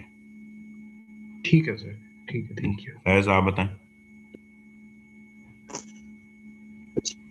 आपने यहाँ पे इंट्रोडक्शन के 4 ऑब्जेक्टिव्स बताए थे हमें, उनमें से एक ऑब्जेक्टिव ये था कि route the essay towards the final conclusion. Sir इसको जरा ब्रीफली बताएं ना सर, ब्रीफली समझाएं ना, ये समझ नहीं आया। बेटे ये होता है थीसिस स्टेटमेंट। क्या होती है? वो कहता है कि आखिरी बात आप क्या करोगे कि अपना एसे जो है उसको फाइनल कंक्लूजन की तरफ लीड आउट करोगे। ऐसा ही है बड़े, जब भी हम किसी चीज को कंक्लूजन की तरफ लीड करते हैं तो हम 2 काम करते हैं। पहला चीज ये है कि उस पूरी ऊपर वाली डिस्कशन का क्रक्स बता देंगे। क्या बता देंगे? क्रक्स बता देंगे। और दूसरा, हम आगे आगे जो कुछ करना है उनको भी इंडिकेट कर देंगे। हम रास्ता बता देंगे, इंडिकेट कर देंगे कि आगे जाके हमने इसके अंदर ये लिखना है, और वो this will route your essay towards the final conclusion. Clear हो गया फैस? ठीक है सर, क्लियर। अच्छा, इनको आगे मैंने सिंपल बेटे आप एक ओवरव्यू दिए हैं, आगे इन पे मैंने बड़ी detail discussion by the way करनी है। अच्छा अच्छा, अब हम क्या करेंगे डियर फ्रेंड, मैंने दोबारा एक दफा इंट्रोडक्शन की बात थोड़ी सी करूंगा, और यहां पे ना एक और चीज मैं बता दूं। My dear friend, we have different types of essay. हमारे पास बुनियादी तौर पे मुख्तलिफ किस्म के ऐसे हैं, और हर ऐसे का लिखने का स्टाइल जो है, हर ऐसे का अपना एक लिखने का स्टाइल है। एवरी ऐसे has its own style. Argumentative का अपना स्टाइल है, डिस्क्रिप्टिव का। बीइंग अ स्टूडेंट आप क्या करते हैं? आप तमाम के तमाम को एक ही वे से लिख के जाते हैं। हो नहीं सकता ना। देखो, एक ऐसे होते हैं जहां पे डिटेल्स बतानी होती है, एक ऐसे होते हैं जहां पे आपने पोजीशन लेनी होती है, इनटेक। तो मैं अभी ये एक दफा रिवाइज करके ना, मैं आज आपको टाइप ऑफ ऐसे पढ़ाऊंगा। अभी इंट्रोडक्शन हमने शुरू की है, इंट्रोडक्शन खत्म नहीं हुआ है, लेकिन क्योंकि हर टाइप ऑफ ऐसे का अपना एक लिखने का अंदाज है, इस वजह से मैं पहले आपको टाइप्स ऑफ ऐसे पढ़ाऊंगा। हम इसको बाद में पढ़ते हैं। हम सपोज करते हैं फैज साहब, हम सपोज करते हैं कि आप क्लास 6 के स्टूडेंट हैं। किस क्लास के? You are student of class 6, और शायद आपने अपनी जिंदगी का जो सबसे पहला ऐसे लिखा होगा, शायद आपने माई बेस्ट फ्रेंड पे लिखा होगा, माई बेस्ट टीचर पे लिखा होगा, द कैमल पे लिखा होगा, द कॉ पे लिखा होगा, माई स्कूल पे लिखा होगा। आज दोबारा अपने आप को आप सपोज करें कि आप क्लास 6 के स्टूडेंट हैं और आपका टॉपिक है माई बेस्ट फ्रेंड। इसकी जरा पहली लाइन लिखें। तमाम लोगों ने लिखनी है।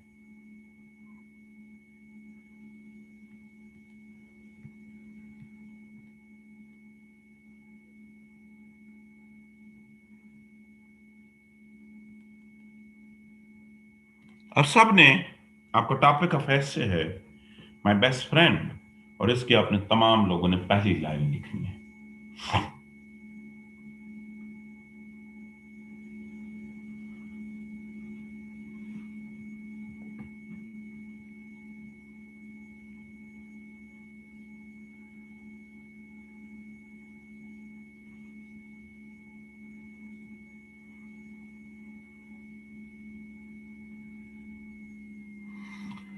अब क्लास 9 10th में पहुंचे, वहां पे आपको एक और टाइप ऑफ ऐसे में लिखने को मिले, शायद वहां पे आपने ऐसे लिखा होगा a fire in the house, a road side accident, my first day in school, a visit to the zoo, a cricket match.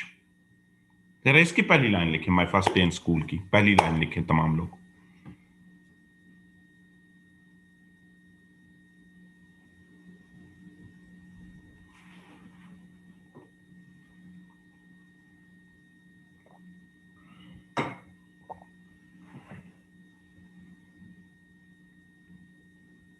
लिख ली होगी होपफुली तमाम लोगों ने। माय डियर फ्रेंड, जब आप फर्स्ट ईयर सेकंड ईयर में पहुंचे, ग्रेजुएशन में पहुंचे, तो वहां पे एक और टाइप ऑफ ऐसे आपको सामना पड़ा। वहां आपको सोशो इकोनॉमिक इशू आने शुरू हो गए। अनएम्प्लॉयमेंट इन पाकिस्तान आ गया, करप्शन इन पाकिस्तान आ गया, इस किस्म के ऐसे आने शुरू हो गए।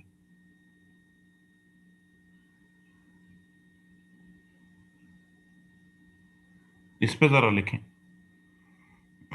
मैं लेता हूं, 1 मिनट क्वेश्चन लेता हूं। इसकी पहली लाइन लिखें।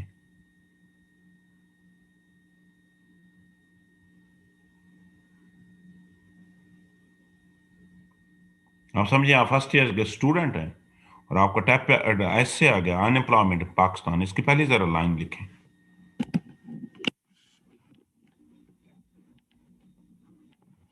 होपफुली लिख ली होगी तमाम लोगों ने। माय डियर फ्रेंड, जब आप सीएसएस में पहुंचे तो यहां पे आपको एक नई टाइप ऑफ ऐसे के सामना करना पड़ा। अब जब आपके ऐसे आए तो वो क्वेश्चन फॉर्म में आने शुरू हो गए। Can meaning be fixed? क्या अब आपके ऐसे जो आए वो क्वेश्चन फॉर्म में आने शुरू हो गए। Is colonial mentality impeding the progress of Pakistan? या दो चीजों के दरमियान ओ आर का लफ्ज आना शुरू हो गया। Information technology, information technology blessing or curse. ये तो एक नई चीज का वास्ता आपका पड़ गया। तो ये क्या हुआ है? ये कौन सा ऐसे है? तो माय डियर फ्रेंड, इन ऐसे को सो बेसिकली हम चलें पहले से स्टार्ट करते हैं, हम फर्स्ट से स्टार्ट करते हैं। ये कौन बताएगा? मुझे मिशाल बताएगी। मिशाल, आप बताएं, आपने पहला ऐसे लिखा है माय बेस्ट फ्रेंड। अनम्यूट करें जरा अपने आप को। आप मिशाल, मैं सुन रहा हूं आपको, जरा करें आप अपने आप को अनम्यूट। बेटे आपने क्या लाइन, पहली लाइन क्या लिखी है माय बेस्ट फ्रेंड की? सर माय बेस्ट फ्रेंड के ऊपर यही मतलब बचपन से हम लिखते थे कि देयर आर मेनी फ्रेंड्स और अ बेस्ट फ्रेंड इज आगे बोले। अ बेस्ट फ्रेंड लिखा, इज एक मिनट, इन्होंने लिखा best friend is your closest friend. इन्होंने लिखा कि we have many friends and my best friend is Mr. this and this one. हम मोस्टली लिखते थे Ali, he is intelligent, he is religious, he is cooperative, यही लिखते थे। अब जरा मेरी बहुत गौर से सुनिए बेटे, ये डिस्क्रिप्टिव ऐसे है। ये कौन सा ऐसे? डिस्क्रिप्टिव। अब तमाम के तमाम लोगों ने माय बेस्ट फ्रेंड का जो पहला सेंटेंस लिखोगा प्रेजेंट टेंस में लिखोगा। माय डियर फ्रेंड, डिस्क्रिप्टिव ऐसे is essay where you are supposed to describe some person, some place, some concept, and the most of the time this description is done in present tense. अब आपने दूसरा ऐसे लिखा होगा my best friend, sorry, my first day in college. जी सैफुल्लाह, आप बताएं, आपने इसकी पहली लाइन क्या लिखी है? सैफुल्लाह, आप बताएं my first day in school की। सर मैंने लिखा है कि My first day in school was very surprising. जी बिल्कुल ठीक है। इन्होंने देखे बेटे, जरा गौर करना, इन्होंने कहा my first day was school was very surprising। कौन सा टेंस इन्होंने यूज किया? पास्ट टेंस यूज किया, वाज यूज किया, और करना भी वाज। क्यों वाज यूज किया? कभी इस पे आपने सोचा है? My dear friend, this is narrative essay. जरा मेरी बात गौर से सुनना। नरेटिव ऐसे is essay where you are supposed to narrate some past person, some past event, and some past concept, and again narration is always done in past tense। बेटे narration हमेशा past tense में की जाती है।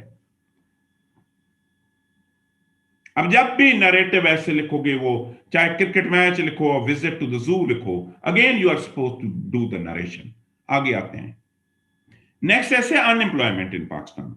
My dear sir, this is socio economic essay, and socio economic essay is essay where you are supposed to tell us the details of some socio-economic issue, and most of time this details would be told in present tense.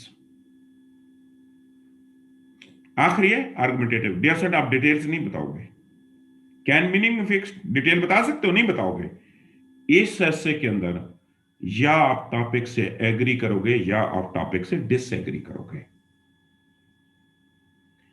अब यहां पे आते हैं, आप जरा गौर से आपने चीज, my dear student, in English we have 6 type of essay, और हर टाइप ऑफ ऐसे का अपना स्टाइल है। हम फेल क्यों होते हैं? हम एक ऐसे सीखते हैं, इसी ऐसे में सारे के सारे वही मेथड अप्लाई करनी, नहीं, गलत हो जाएगा, 100% गलत हो जाएगा,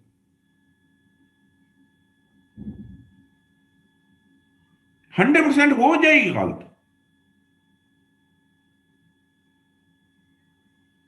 अब जरा गौर करना है, मैं तमाम ऐसे की टाइप्स को डिटेल्स बताऊंगा, आपने नोट करनी है।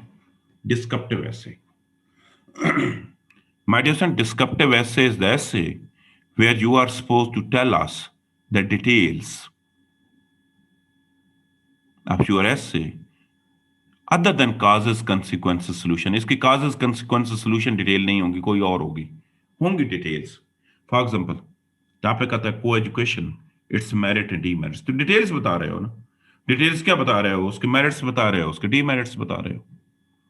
टॉपिक आता है pleasure of reading, causes consequences तो नहीं है, प्लेजर का मतलब बेनिफिट्स, आप रीडिंग के बेनिफिट्स बताओगे, ये पिछले साल आया था। ऐसे आएगा, सपोज करते हैं, ये भी 2 साल पहले आया था, education it's meaning and purpose, तो डिटेल्स बता रहे हो ना, डिटेल्स क्या है, एक मीनिंग है, एक, और हमेशा डिटेल्स प्रेजेंट टेंस में बताई जाती हैं। अब आते हैं नरेटिव ऐसे। जैसे नरेटिव ऐसे भी ऐसे वो होता है जिसमें अगेन आपने डिटेल्स बतानी है, ऊपर भी डिटेल नीचे भी डिटेल। मतलब सपोज मेरा ऐसे आ जाता है विजिट टू द जू, मैं सारी डिटेल्स बताऊंगा कि हम कैसे निकले, हमने वहां पे क्या क्या देखा, बिल्डिंग कैसी थी, कौन कौन सी चीज पड़ी थी, किस चीज का कौन सा हिस्टोरिकल प्रोस्पेक्टिव था। बट दिस टाइम है details, but this time details would be told us in past tense. आपकी बारी जो डिटेल्स होंगी ना, पास्ट टेंस में होंगी। आगे जाते हैं socio economic. Again socio economic essay वो ऐसे होते हैं where again you are suppose to tell us details, again आपने हमें डिटेल्स बतानी है, बट दिस टाइम इस दफा आपकी जो डिटेल्स होंगी वो कॉजेस, कंसिक्वेंसेस और सॉल्यूशन की फॉर्मेट में होंगी। किसमें होंगी? कॉजेस में, कंसिक्वेंसेस में और सॉल्यूशन की फॉर्मेशन में होंगी।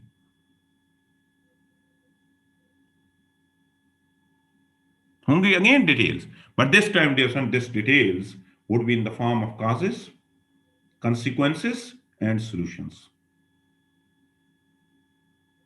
तो कहने का मकसद क्या हुआ, ये तीनों के तीनों ऐसे में हम एक ही काम कर रहे हैं, हम इन तीनों में डिटेल्स बता रहे हैं। बेटे वो तमाम के तमाम, सिर्फ टेंस चेंज, वो तमाम के तमाम ऐसे यहां पे डिटेल्स बतानी होती है, यहां पे कोई पोजीशन नहीं होती, डिटेल्स बतानी होती है। ये तमाम के तमाम ऐसे को लिखने का एक ही स्टाइल है, बेसिकली टाइप ही एक है। आगे जाते हैं आर्गुमेंटेटिव ऐसे। My dear student, argumentative essay वो ऐसे होता है जहां पे या तो चीजों से आपने एग्री करना होता है या आपने डिसएग्री करना होता है। For example, is colonial mentality impeding the progress of Pakistan, is gender equality a myth. So argumentative essay वो ऐसे होता है यहां पे चीजों की डिटेल्स नहीं बतानी, या आपने एग्री करना है या आपने डिसएग्री करना है। नेक्स्ट पे जाते हैं literary. Again my dear son, literary essay वो, फॉर एग्जांपल लिटरेरी ऐसे क्या है कि man is born free but he is in chains everywhere. My dear son, literary essay is essay where you are suppose to tell us, या आप again उससे agree करेंगे या आप तमाम चीजों से डिसएग्री करेंगे। सो लिटरेरी ऐसे वो ऐसे होता है, यहां पे again you are suppose to either the agree और डिसएग्री। अब आते हैं परसुएसिव ऐसे। माइडियर परसुएसिव ऐसे वो होते हैं यहां पे आप डिसएग्री नहीं कर सकते, आप हमेशा एग्री किया जाता है। मतलब मैं अगर आपसे कहूं honesty is the best policy, बड़े आपके पास मार्जिन ही नहीं है डिसएग्री करने का। परसुएसिव का परसू का मतलब ये होता है कि किसी को किसी खास कंक्लूजन पे कन्विंस करना। So dear persuasive essay is the essay where you are supposed to again always convince your reader on some certain conclusion। तो अगर मैं बिल्कुल सिंपल बात करूं ना, बड़े हमारे दो किस्म के ऐसे हैं। बिल्कुल अगर मैं आपको आसान अल्फाज में बताऊं तो बेटे पहले ऐसे वो हैं यहां पे आपने चीजों की डिटेल्स बतानी होती हैं, इसमें एग्री डिसएग्री नहीं किया जा सकता। और दूसरे ऐसे वो होते हैं जिसके अंदर डियर आपने या एग्री करना होता है या डिसएग्री करना होता है। ये हम एग्जामिनर ना या सॉरी हम टीचर्स आपको वैसे ही परेशान करते रहते हैं कि 50 टाइप ऑफ ऐसे हैं। We do not have 50 type. जहां तक लिखने की बात है ना, वी हैव 2 टाइप ऑफ ऐसे। अब इन दोनों का तो हमने सिंपल बताया कि बेटे डिस्क्रिप्टिव ऐसे वो तमाम के तमाम ऐसे यहां पे आपने चीजों की डिटेल्स बतानी है, चाहे वो कॉजेस कंसिक्वेंसेस सोल्यूशन हो, चाहे वो उसके मेरिट डीमेरिट्स हों, चाहे वो उसके कोई और किस्म की डिटेल्स हों, और तमाम के तमाम ऐसे यहां पे आपने चीजों की डिटेल्स बतानी है, हम उनको डिस्क्रिप्टिव ऐसे कहते हैं। और वो तमाम के तमाम ऐसे यहां पे चीजों से या आपने एग्री करना है या डिसएग्री करना है, हम उन तमाम के तमाम ऐसे को आर्गुमेंटेटिव ऐसे बोलते हैं। डिस्क्रिप्टिव ऐसे का लिखने का अपना स्टाइल है and argumentative essay has its own style. Descriptive का अपना स्टाइल है और argumentative essay has its own style as well. दोनों का अपना अपना स्टाइल है। अब आते हैं ये बिल्कुल ये टेबल आपको हर चीज आपको क्लियर कर देगा। मैं पहले डियर स्टूडेंट आपको बताता हूं आर्गुमेंटेटिव ऐसे। My dear student argumentative essay वो ऐसे होता है, पहली बात करते हैं नेचर ऑफ टॉपिक, टॉपिक इसके कैसे आते हैं।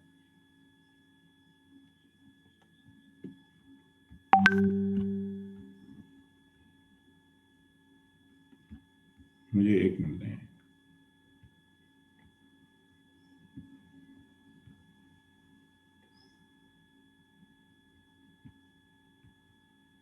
अच्छा,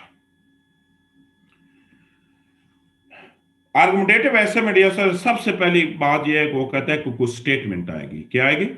स्टेटमेंट आएगी। स्टेटमेंट क्या आएगी? फॉर एग्जाम्पल स्टेटमेंट ये आएगी कि war on terror has contributed to growing human right abuse। कि war on terror की वजह से ह्यूमन राइट अब्यूज जो हैं या वायलेशन ऑफ जो राइट्स हैं वो बढ़ गए। आपकी मर्जी है आप उससे एग्री करें या डिसएग्री करें। या डियर वो कोटेशन आएगी। कोटेशन क्या आएगी कि man is born free but he is in chains everywhere. Quotation आएगी if gold rust what to say about iron. लेकिन मोस्ट ऑफ टाइम अक्सर इसकी ये होता है कि या तो ये क्वेश्चन फॉर्म में आती है like is colonial mentality impeding the progress of Pakistan, या 2 स्टेटमेंट के दरमियान में ओ आर का लफ्ज आ जाता है। इंफॉर्मेशन टेक्नोलॉजी ब्लेसिंग आर कर्स, तो उसने ओ आर बता दिया, उन्हें आपको लाइन आपकी फिक्स कर दी, या आप उससे एग्री करोगे या डियर आप उससे डिसएग्री करोगे।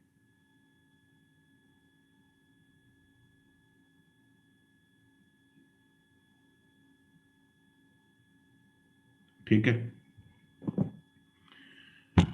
तो कभी ये कभी नहीं भी आता, लाजम नहीं है कि क्वेश्चन मार्क और ओ आर का लफ्ज आएगा। कभी कभार एक स्टेटमेंट ऐसी हो गई, देखे ना स्टेटमेंट ही ऐसे आ गई है कि there are some hurdle in the way of a truly independent country. तो अगेन लाजिम बात है या आप उससे एग्री करेंगे या लाजिम बात है आप उससे डिसएग्री करेंगे। अब आता है रिक्वायरमेंट क्या है एग्जामिनर की। माय डियर, आपके एग्जामिनर की सिंपल एक ही रिक्वायरमेंट है कि उसने देखना है कि आप आर्गू कर सकते हो या नहीं। आपने एक दोनों साइड नहीं लेके चल सकते, या आप आपका जो टॉपिक है उससे एग्री करोगे या आप अपने टॉपिक से डिसएग्री करोगे। बिटवीन वाली बात नहीं स्टोरी चलती। लाजिम बात है या आपने उससे एग्री करना है या लाजिम बात है आपने उससे डिसएग्री करना है। Failure, sorry, knowledge. My dear friend, जब आपने, सपोज मैं करता हूं, मेरा टॉपिक है is gender equality a myth हो, मैं अगर एग्री कर रहा हूं या मैं डिसएग्री कर रहा हूं, ये मैं नहीं करूंगा कि मैं सपोज अगर एग्री कर रहा हूं कि सारी की सारी एग्जांपल मैं कुरान एंड सुन्ना से उठा दूं। नहीं, डिवर्सिफिकेशन इज रिक्वायर्ड। डिवर्सिफिकेशन का मतलब ये है कि कुछ एग्जांपल आप कुरान से उठाएंगे, कुछ आप सुन्ना से उठाएंगे,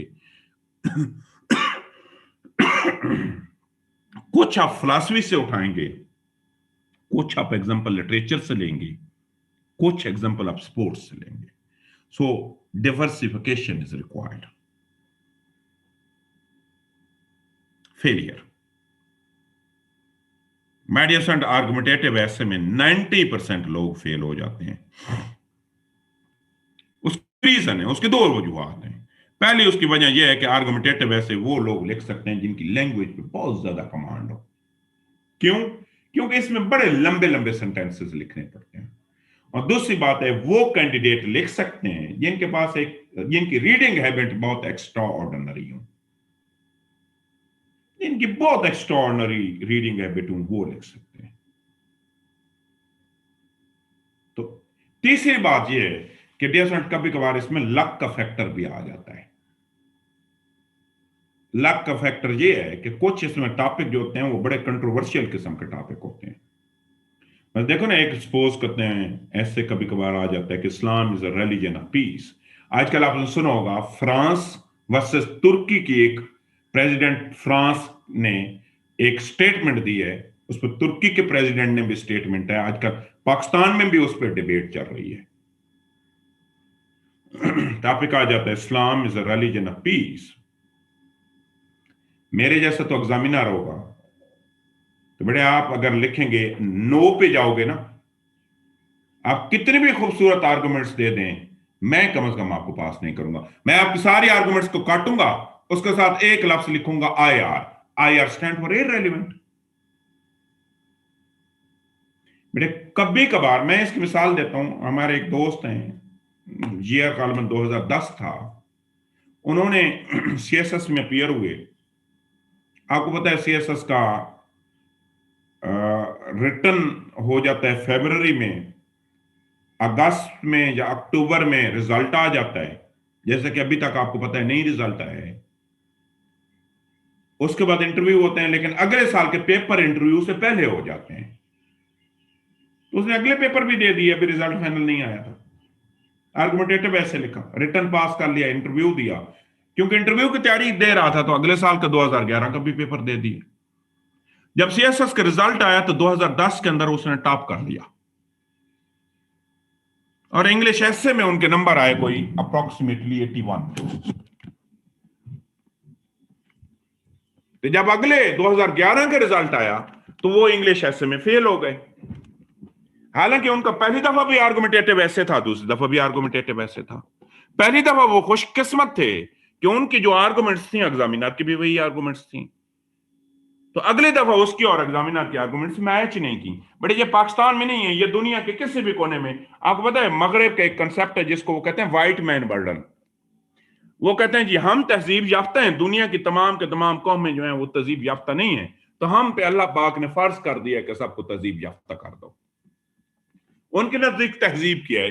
उनके नजदीक इंग्लिश लैंग्वेज बोलना तहजीब है, उनके नजदीक कोट एंड टाई लगाना तहजीब है। तो यूरोप में अगर ये ऐसे आ जाए ना व्हाइट मैन बर्डन पे, और जो भी शख्स इसके अगेंस्ट जाएगा तो फेल हो जाएगा। तो इसमें डियर फ्रेंड फेलियर इस वजह से भी ज्यादा है क्योंकि इसके अंदर लोगों की बायसनेस बहुत ज्यादा होती है। लेंथ कितनी है डियर फ्रेंड? आर्गुमेंटेटिव ऐसे कभी भी आर्गुमेंटेटिव ऐसे की minimum length is 1200 and maximum length is 1400। इससे ज्यादा कम ज्यादा नहीं हो सकता। और मैं ऐसे लोगों को भी जानता हूं जिन्होंने सिर्फ 700 एस वर्ड्स लिखे और पास हो गए। मार्क्स माय डियर फ्रेंड, अगर आप आर्गुमेंटेटिव ऐसे पास करेंगे ना, पास भी करेंगे, तो आपके 50 मार्क्स मिनिमम और 80 मैक्सिमम। क्राइटेरिया क्या है? एग्जामिनर किस पे चेक करते हैं? वो आपका नॉलेज भी चेक करता है with extraordinary language, your knowledge with extraordinary language. अब आते हैं डिस्क्रिप्टिव ऐसे कौन सा ऐसे है। माय डियर फ्रेंड, डिस्क्रिप्टिव ऐसे वो ऐसे है जिसमें पहली बात है स्टेटमेंट होगी। कैसे होगी? सिंपल सी एक स्टेटमेंट होगी। स्टेटमेंट ये होगी, higher education in Pakistan issue and challenge. एक फैक्ट होगा। फैक्ट क्या है? Global warming causes and consequences, या किसी इशू पे लिख देंगे। काम क्या है? अब आपको कोई काम नहीं है कि यस या नो करना, आपका सिंपल काम है कि उसकी डिटेल्स बताना। वो काजेस, कंसिक्वेंसेस, सॉल्यूशन भी हो सकते हैं, वो अदर देन दिस भी हो सकते हैं। नॉलेज वेरी एवरेज, थोड़ा थोड़ा आपको पता होना चाहिए। थोड़ा थोड़ा का मतलब यह है कि आपको पता होना चाहिए लिटरेसी रेट कितना है, मेल में कितना है, फीमेल में कितना है, कितने लोग पॉवर्टी के नीचे रह रहे हैं, रेमिटेंसेस कितनी है, एक्सपोर्ट्स कितनी है, इंपोर्ट्स कितनी है, एनर्जी की प्रोडक्शन कितनी है, नीड कितनी है, थोड़ा जीएनपी क्या है, जीडीपी क्या है, बेसिक चीजें पता होना चाहिए। नॉलेज वेरी एवरेज, थोड़ा थोड़ा। नॉलेज भी बहुत ज्यादा रिक्वायर्ड नहीं है।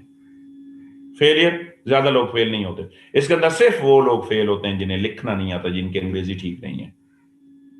लेंथ ये ज्यादा, सॉरी लेंथ ये ज्यादा थोड़ा सा लिखा जाता है। Minimum is 15 and maximum is 2000 words.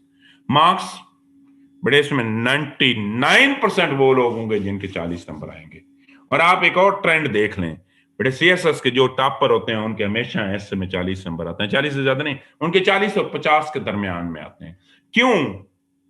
बड़े वो उनकी शुरू ही में से प्लानिंग ये होती है कि ऐसे को सिर्फ पास करना है और हमने नंबर बाकी पेपर्स में लेने हैं। और क्राइटेरिया क्या है आपके एग्जामिनर का? My dear friend, your examiner criteria is minimum knowledge with extraordinary language. कि थोड़ा थोड़ा पता होना चाहिए, लेकिन आपकी लैंग्वेज बहुत अच्छी होनी चाहिए।